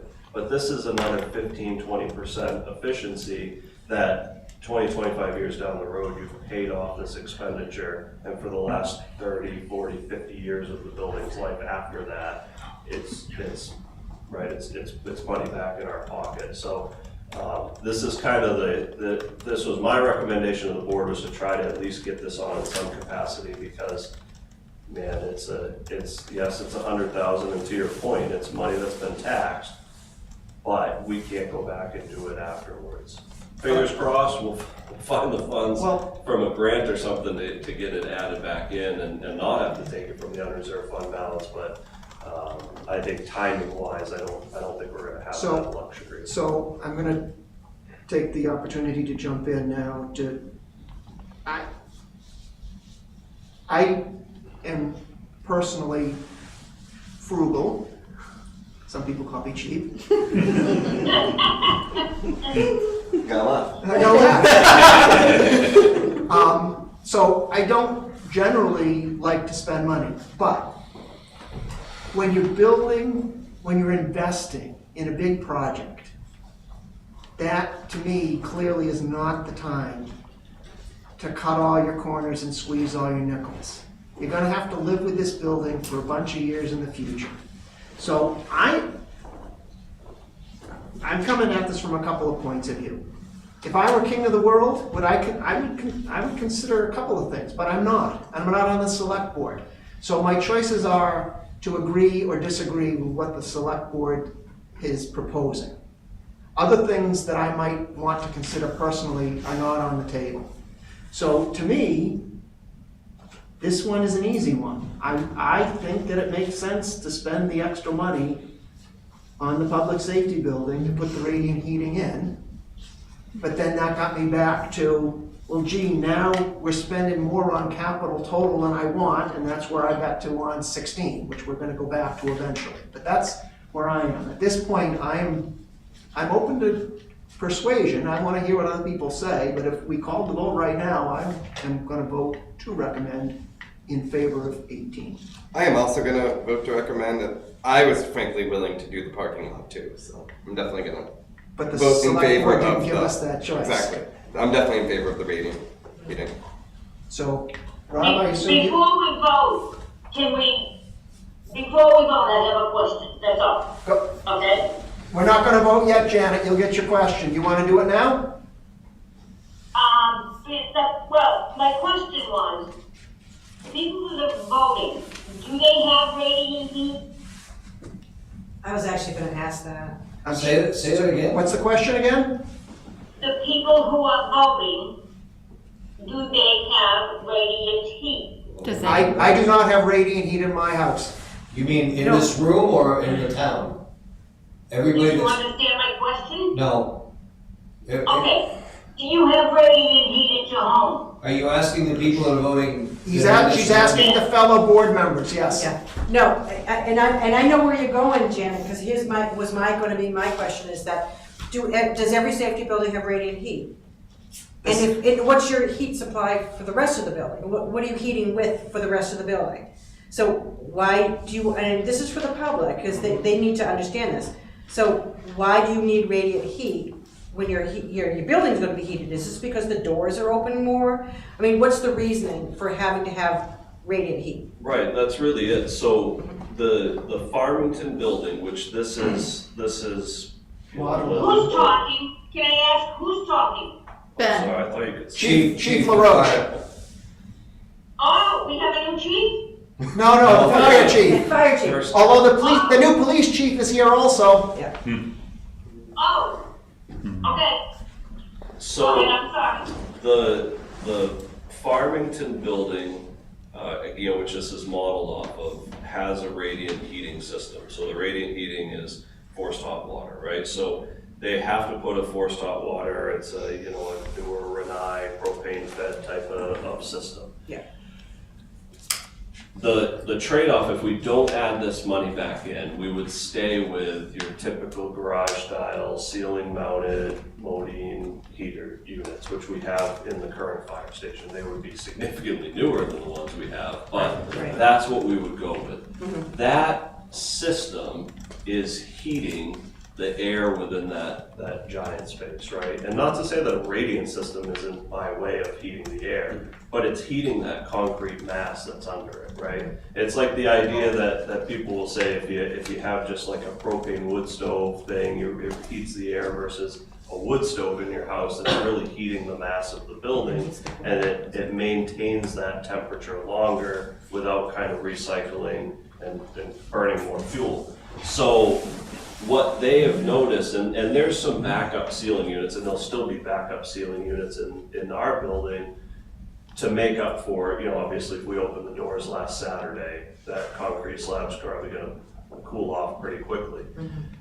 But Farmington, just anecdotally, right, virtually never has those Modine heaters go on. And they're in a building that's at grade, so right, ours is gonna be built into the ground, which we kind of all know is a little bit more energy efficient. They have doors on each side that might be open, which then causes drafting, and that concrete mass heating is really what keeps that building, and what adds to that, efficiency, that you're gonna save $2,000 or $3,000 a year, every year on heating. So, I would say out of the buildings that we toured, when Chief McIntyre and I were looking at, should we be looking at the public safety building option? Certainly the newer ones, there's gotta be 3 of them, I know for a fact, that have some level of radiant floor heating, and it certainly adds to their energy savings, so. Yeah, so over a period of time, there'd be a cost savings down the road. Yeah, 20 or 25 years into the building, because Yeah. it's a big nut, obviously, Right. but again, for the remaining 30, 40, 50 plus years that the town's gonna have that building, you're seeing that savings, so. It's more efficient, and, I don't know a ton about heating and cooling, but I can look at the numbers and say, there's a reason Farmington's saving the money they are, Yeah. and to me, a part of that is having the system in place. Yeah, okay. Okay, I have radiant heating at the condo, and we have 1 bathroom in the kitchen, and my son has also his bathrooms and the kitchen, and we have an apartment in his house. The radiant heat is very expensive, and the one that we use, the both families, is the bathroom, because it's on a timer, and when you get up at 5 or 6 in the morning, then it's like last weekend, it's the best thing since sliced bread. But the only other time we use the kitchen is we always have certain friends out for New Year's, and we run it that weekend. And anyone that knows Manor Estates, it's not very big, and it is very expensive. I would not vote for it, and I would not vote for it having public people coming in. God forbid someone's, just for a crazy example, they're bringing in an air conditioner and they drop it. You know what that's gonna cost to repair the floor? They're gonna have to take off the tiles. I'm not in favor of it. Yeah, but Janet, the difference is, you're talking about a residential, like you said, with tiles. I don't know what your heating surface is.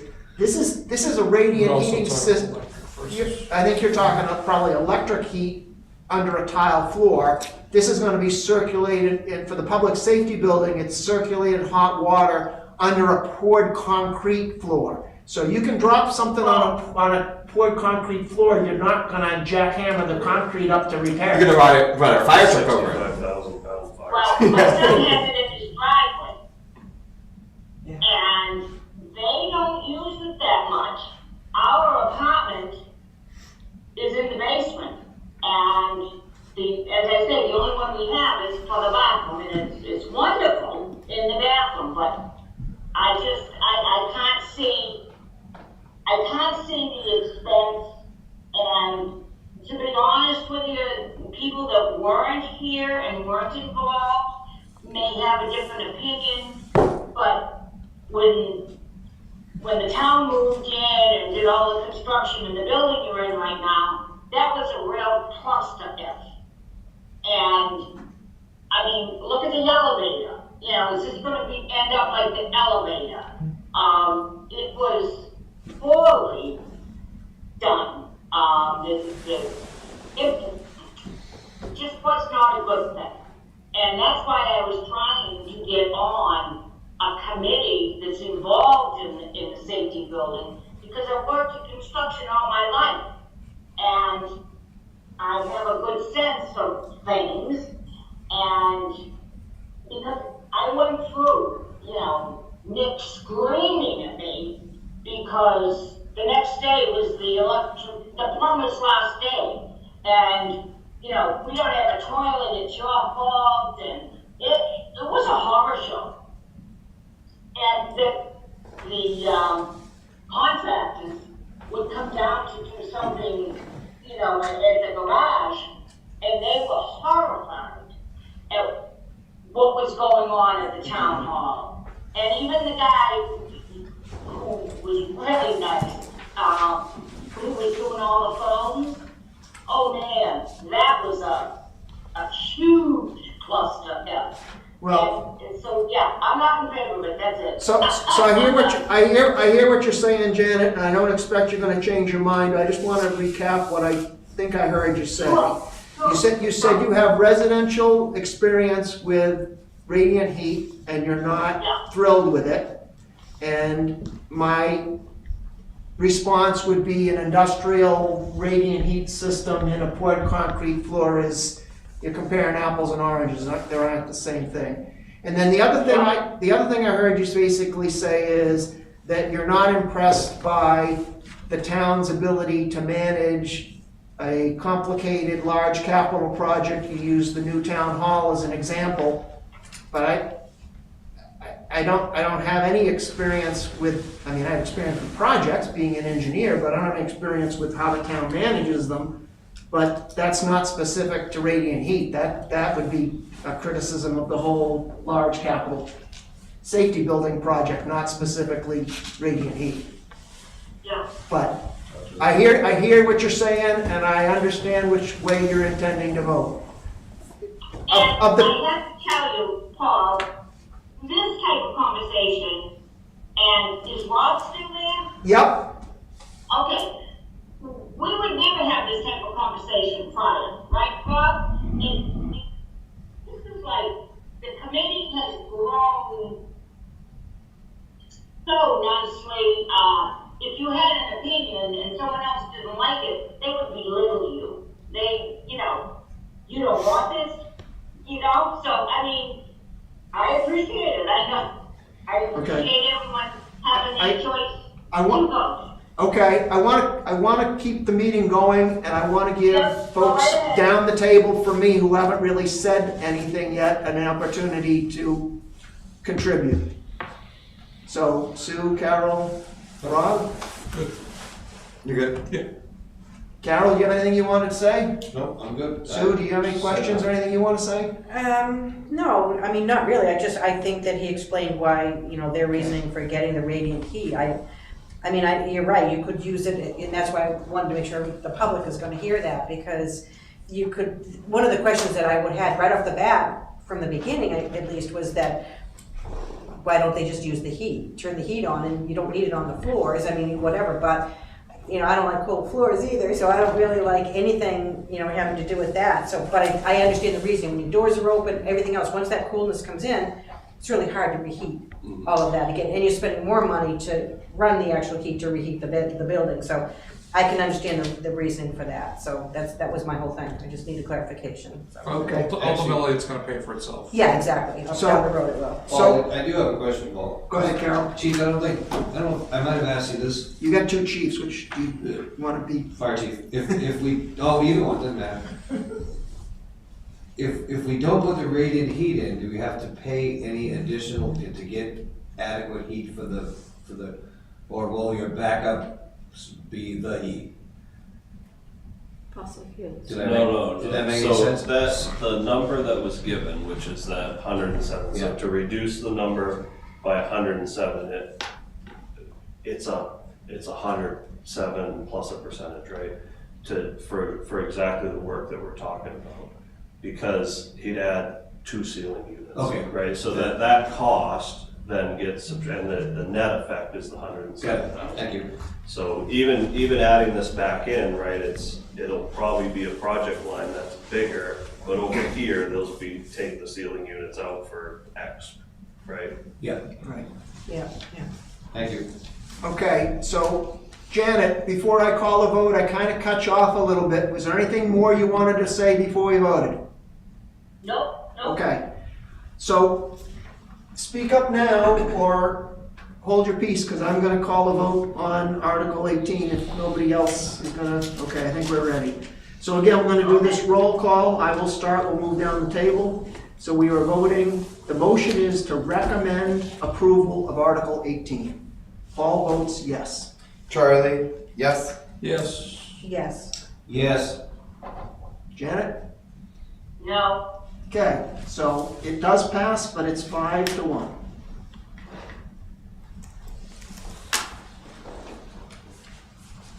Rather than move on to 19, I think we will move back to 16. We do have to do 19, 20. Well, I Oh, we don't get to thought you were vote gonna on, you're right, you're right. I thought you were gonna ask if we could. Need a motion to take it off the table. No, okay. So I'm gonna make a motion to take the recommendation, the vote on recommending Article 16. I'm gonna make a motion to take that off the table and bring it back for consideration. Did I get a second? I'll second that. Got a second from Charlie. All in favor? Again, roll call. Paul says yes. Charlie, yes? Yes. Yes. Yes. Janet? yes. Okay, so we're now discussing Article 16, or more importantly, have a good night. More importantly, we are discussing the Budget Committee's recommendation to approve or recommend approval of Article 16. So we're gonna take a vote. I think we discussed this before. I think what I said before I'm gonna stick with, which is we approved Article 18 for $107,000. I am gonna vote against Article 16 for $50,000. Does anyone else want to make a comment or have a question? Carol, convince me to vote for this. Wow, come on, let's see. Let's see. So the options for this are to fix the culvert eventually on Danforth Brook Road, or to do away with it and make people go around, which won't go well. So let's make the assumption that we are gonna fix this culvert, and that is gonna cost the town, let's see, the total was 5? Right, currently it's a $500,000 estimate. That's our piece. No, that's the total, but by the time the total is 500,000 right now. Okay. So our piece would Only be, getting higher every day. yeah, our Yeah. piece would be 100,000. Yeah. However, by the time we get picked by the state, potentially the cost is gonna increase. Right. So. So either we do this or we find whatever that total number is at the time. Yeah. Whether it's 125 or 150. So Carol, I just want to make it clear that I am not saying that I'm against fixing the Danforth Brook Road Understood. bridge or No. culvert. Sure. I guess what I'm trying to say is, it's not, my understanding is that the probability of the state rating this high enough that it gets funded is slim. Correct. So this is not a slam dunk, let's save $100,000, we're definitely gonna do the project. Basically, what I hear people saying is, let's save $100,000 in case the state surprises us and comes up with their share. So my point is, and then it's been expanded, so it's not specifically for Danforth Brook, it's a catch-all for any road or project. But if the intent is for Danforth Brook Road, whether it's this year or next year or 3 or 4 years down the road, if we need to come up with $100,000, yeah, we haven't spread it over 2 or 3 years, it might be a little bit less fun to deal with, but I'm not convinced the state's ever gonna fund it that we need to. And if we leave the $50,000 in the unexpended, unassigned fund balance, then there's money in there to be allocated at a future date. So it could be, you're right, from what the DOT is saying, the priority list, you don't move up on the priority list if 3 people get taken off above you this year. That's a change. So they're gonna every year they're gonna reprioritize the list, and you might be lower down. So it isn't You might like, be pushed out too. it's not like every year you're going up the list, because more bridges get added that are worse than yours, you're not going up the list. Right. So this is not a huge, because, if I understand correctly, there is an option to drive around that they're not quite as worried about it as others in other situations. That's what I've heard, and. Yes. And So, if you want more detail, we have someone who lives on Hall Road that goes through that intersection. Yeah, I feel like the residents of Hallmark would rather not have that culvert there. Oh, so people don't come up that way? Correct, to make a safer intersection. Yeah, got it, sure. So, and to use one of your lines, Paul, I hear what you're saying. Thank you, I Carol. think you've been to management training. I have. I guess that's about all I can defend it with, unless you got more specifics. So Carol, do you feel as a select board member that you're obligated to vote in favor of this because the select board, or are you considering how you want to vote? I will be voting in favor of this because I have already, so yes, I haven't changed my mind. Okay. Any other comments or questions before we call a vote? Hearing none, we will vote. Again, we will do this roll call because we have a Zoom participant. So we will start. Paul votes on recommending Article 16 against. Charlie, against? Against. Against. Carol, for.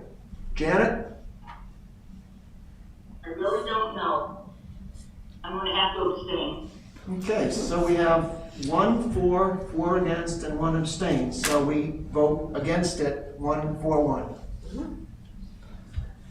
To not recommend. So we're voting, right, we had a motion to recommend, and that motion failed, so we are not recommending. Right.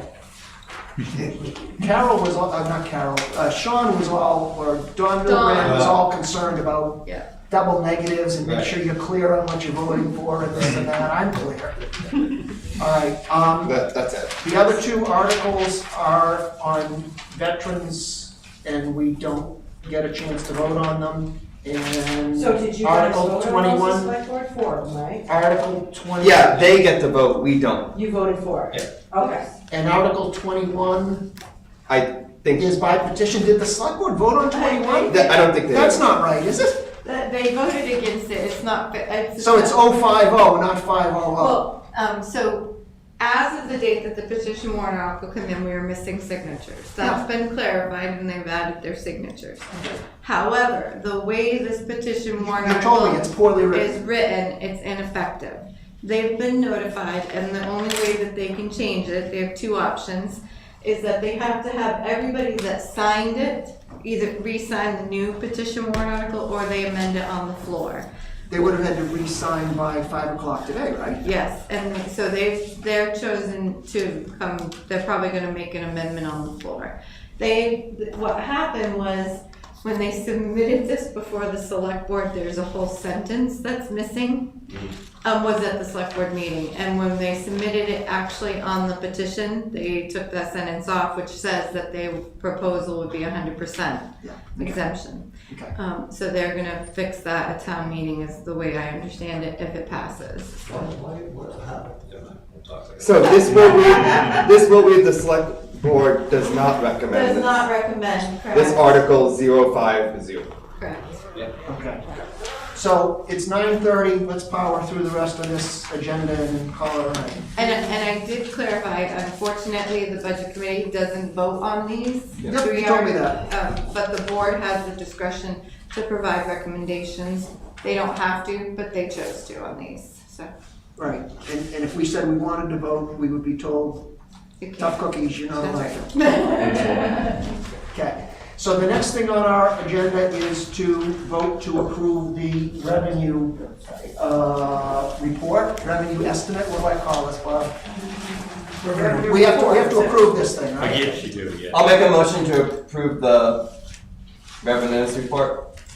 Second. So As a presented. motion by As Charlie, presented, seconded yeah. by Paul to approve the revenue report for this year as presented as presented. Yes, I will know. Does anyone want to make a comment or ask a question? You cannot make changes. I have a question. Go ahead.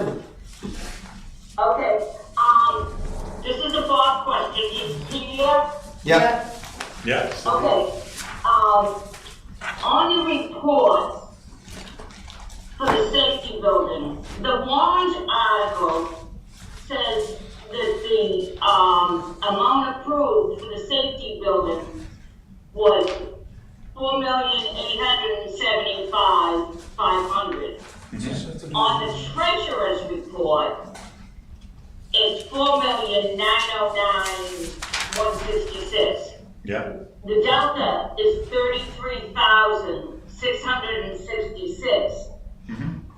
I'm sure that's a number that belongs somewhere. I just am curious why those two reports don't agree.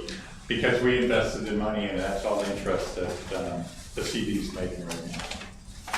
I'm sorry, did you say we It's invested? there, Bob. Oh. Yeah, I can move it. So I heard his answer, that makes sense. Yeah. The difference is, Janet, is that we invested the money, the $4.8 million in investment in CDs. So it's making money sitting there. Oh, okay. Yeah. Interest income. I'm just curious, and why isn't it like 50,000? Well, Be nice. yeah. Well, it may be, because, the feds just increased the interest rate again, so, we take another look at it in March, since we invested in 3 months, and then another 3 months from when we had the money back then. So that'll probably go up again, so. Okay, I'm just curious because I was treasurer of the condo association and did overnight investing and everything, and how do you choose, 32,000, 50, I didn't know, but yeah, that would do it for me. Okay, thank you. Okay. So I still ask you a million questions, don't I? Yeah. So I have to work with you. So, I just want to remind everyone that this is revenue estimates and they tend to be conservative, and that actual numbers will be used at a later date by the select board when they're actually considering tax rates. So we can discuss this all we want, but I'm going to move to vote to approve this because the law says we have to approve it, but I don't think it has a huge effect on much of anything, so I just want to get through this. Any other comments? Darryl, what? when Janet said that, she didn't get it off the river. No, we have nothing to do with the Yeah, okay. No, she was just asking a different question. Got it, okay. So, I'm gonna call a roll call vote on the motion to approve the revenue report. All votes yes. Charlie, yes? Yes. Yes. Carol? Sorry? Roll call vote on Sorry. approving the revenue report. Yes. And Janet? Yes. Okay, Yes. so that is approved 6-0. And now, we actually have to vote on a recommendation on warrant article 11, which is our budget. So, I will make a motion that the budget committee votes to recommend approval of warrant article, make sure I get the right number here. Warrant article 11, which is the budget committee's recommended sum of $8,357,652 for general municipal operations. This is slightly different than the select board number, which is listed in the warrant article. And this article does not include appropriations contained in special or individual articles addressed separately. So we are now voting to recommend, I need a second. I'll second. Charlie second. We're now voting on our recommendation for the approval of Article 11, which is the budget we just spent months working on. And before we take a vote, Christina has something to I know this is a dollar different. I just wanted to let you know that the difference in Do you want me to the look at the select board's spreadsheet? number. So, the dollar difference is. Oh, you're right, the spreadsheet says 650 and 651, and this says 652. It's the right number for the select board. So the select board's number from last week's, if you happen to look at last week's or last meeting versus this meeting, is different. We did catch an error in the fire department budget where you had added money back in. So we fixed that and we corrected their number. So their number matches what you're looking at in front of you right now. Okay.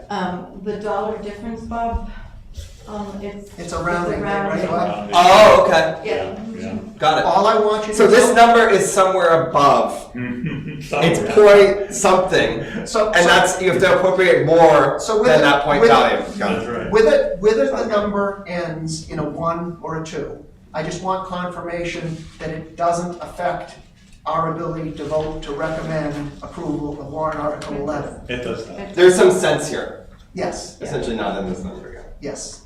Okay, so I hope that there's not much discussion about whether or not we want people, we're gonna recommend to vote to recommend approval of Article 11. But I will give an opportunity for people to speak up with comments or questions before I call the vote. Remember? Hearing none, I will call the vote. Again, we will do this roll call. I'll start with me and we'll go down Oh, the yeah, table. not tomorrow, but Wednesday. Sorry, go ahead. So Paul votes yes to recommend approval of Article 11. Charlie, yes? Yes. Yes. Abstain. Whoa. Okay, Janet? And what is this for again? So- I'm a little confused. So Article 11, which is the budget we've been working on for the past few months, we're voting to make a recommendation that the town meeting approve this budget. Does that make sense to, does that What was make, the word after this? what's that? What was the word after this? Budget. We're voting to approve this. What was the word after it? Budget. Budget. Hey, we're neighbors, you look out. So we're voting on a recommendation for warrant Article 11, which is the budget we've been working on. So this basically says the budget is $8,652,000, whatever, I'm not reading it right. It's over $8 million, and we have to give a recommendation to the town meeting attendees, participants, on whether they should approve this or not. And 2, 3, we have four yeses and 1 abstain, and we need your vote. So, I will tell you why I'm hesitant on these votes, because I'm looking for 2 articles that I don't want to vote yes on. One of them being the different figures that I'm hearing for the safety building. Okay, that was a separate vote, yeah. Okay, and, the, solar credit. So it turns, So so we voted on the radiant heating, the additional money for radiant heating of the safety building. The committee as a whole voted in favor of it, you voted against it. Right. It turns out we as a committee are not allowed to vote on the solar warrant article. So we're not gonna vote on that at all. What we're voting on right now is the budget that we just spent 4 months going over department by department, and that's what we're voting on right now. Okay, I vote yes. Thank you. But the select board did not approve the solar project, the solar credit. Correct. And I had asked because I was hoping we would get a chance to vote on it, I know, but yeah. we do not. Right. So our recommendation on Article 11 is, Carol, you didn't against, you were abstaining, right? I abstained. So we're 5-0-1, we voted in favor of recommending Article 11. And I abstained for the same reason I had before. Nope. Some of the changes I voted yes on, some of them I voted no on. I'm okay, I gotcha. Yep.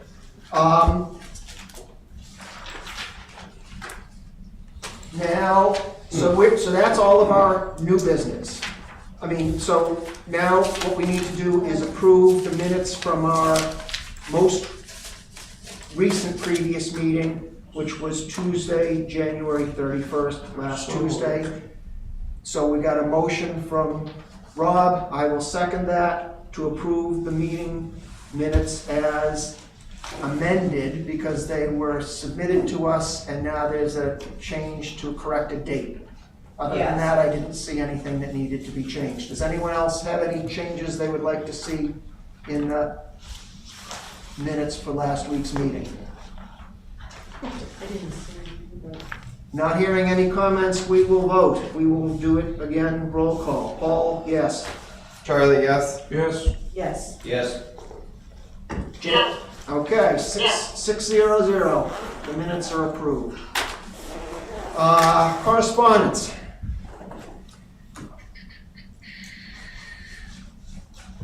Trying to think if there's been any. The only thing I have, and I didn't want to say it when everyone was in the room, because I don't want it spread like go awesome. You still on? Wait, we're still on camera, Janet, be careful. Oh, that's true. Walter is in tough shape, and he may be going to Concord Hospital. He's been in. Janet, I'm gonna stop you. Let's have this conversation privately after the meeting is adjourned. Sure, okay, I can do that? Yes, thank you. Yeah. Thank you. I don't think I have any correspondence. Did anyone else have any correspondence they want to share with the committee? No. Select board and then member comments. So Carol first, anything you want to share with us? No, you've heard enough from me. Okay. Are there any other committee members that would like to make a comment or to? I guess I will take the opportunity to just say, to reinforce what Carol said earlier in the meeting. I think that I've enjoyed working with all of you. I thank you for making my job as the chair. You could make my life hell, and you don't, so I appreciate that. I think we don't always agree, but I think that we're respectful, and I think we're all trying to get what we think is best for the town. So it's been a privilege to work for all of you, and I thank you for your service on this committee. Thank you for serving as chair. Thank you, Charlie. I know it's a lot of. Charlie.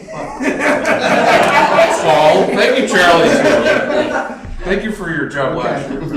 No, it's a lot of communication and everything. Right. So. Okay. Thank you for doing staff that. comments. Christine, anything? Bob? We do want to remind you that we will be preparing the MS thing. MS 737, and you will need to come in and sign by Well, we'll try to get it by Thursday. Thursday. This Thursday? Yeah. This Thursday. Because we have to turn it around pretty quickly to get it into the town report, so So, we would need signatures this week. Can I ask you, I know last year we were told Thursday and then we got an email saying things are taking longer, coming Friday. Yeah. Can we ask, either you send a note or let Christina know, let us know to send a note out so that we know. I don't want to come down and have Frank, have somebody say there's no form to sign yet. Right. We can do that. Appreciate that. And Christina, you know I will be signing. Right. Right. No worries. So we would need. You need 4, you need a quorum, right? Right. So hopefully all 5 of us that are here in the room will sign it, but as long as we don't have more than one. And if not, they'll send a police officer to your house. So. Okay.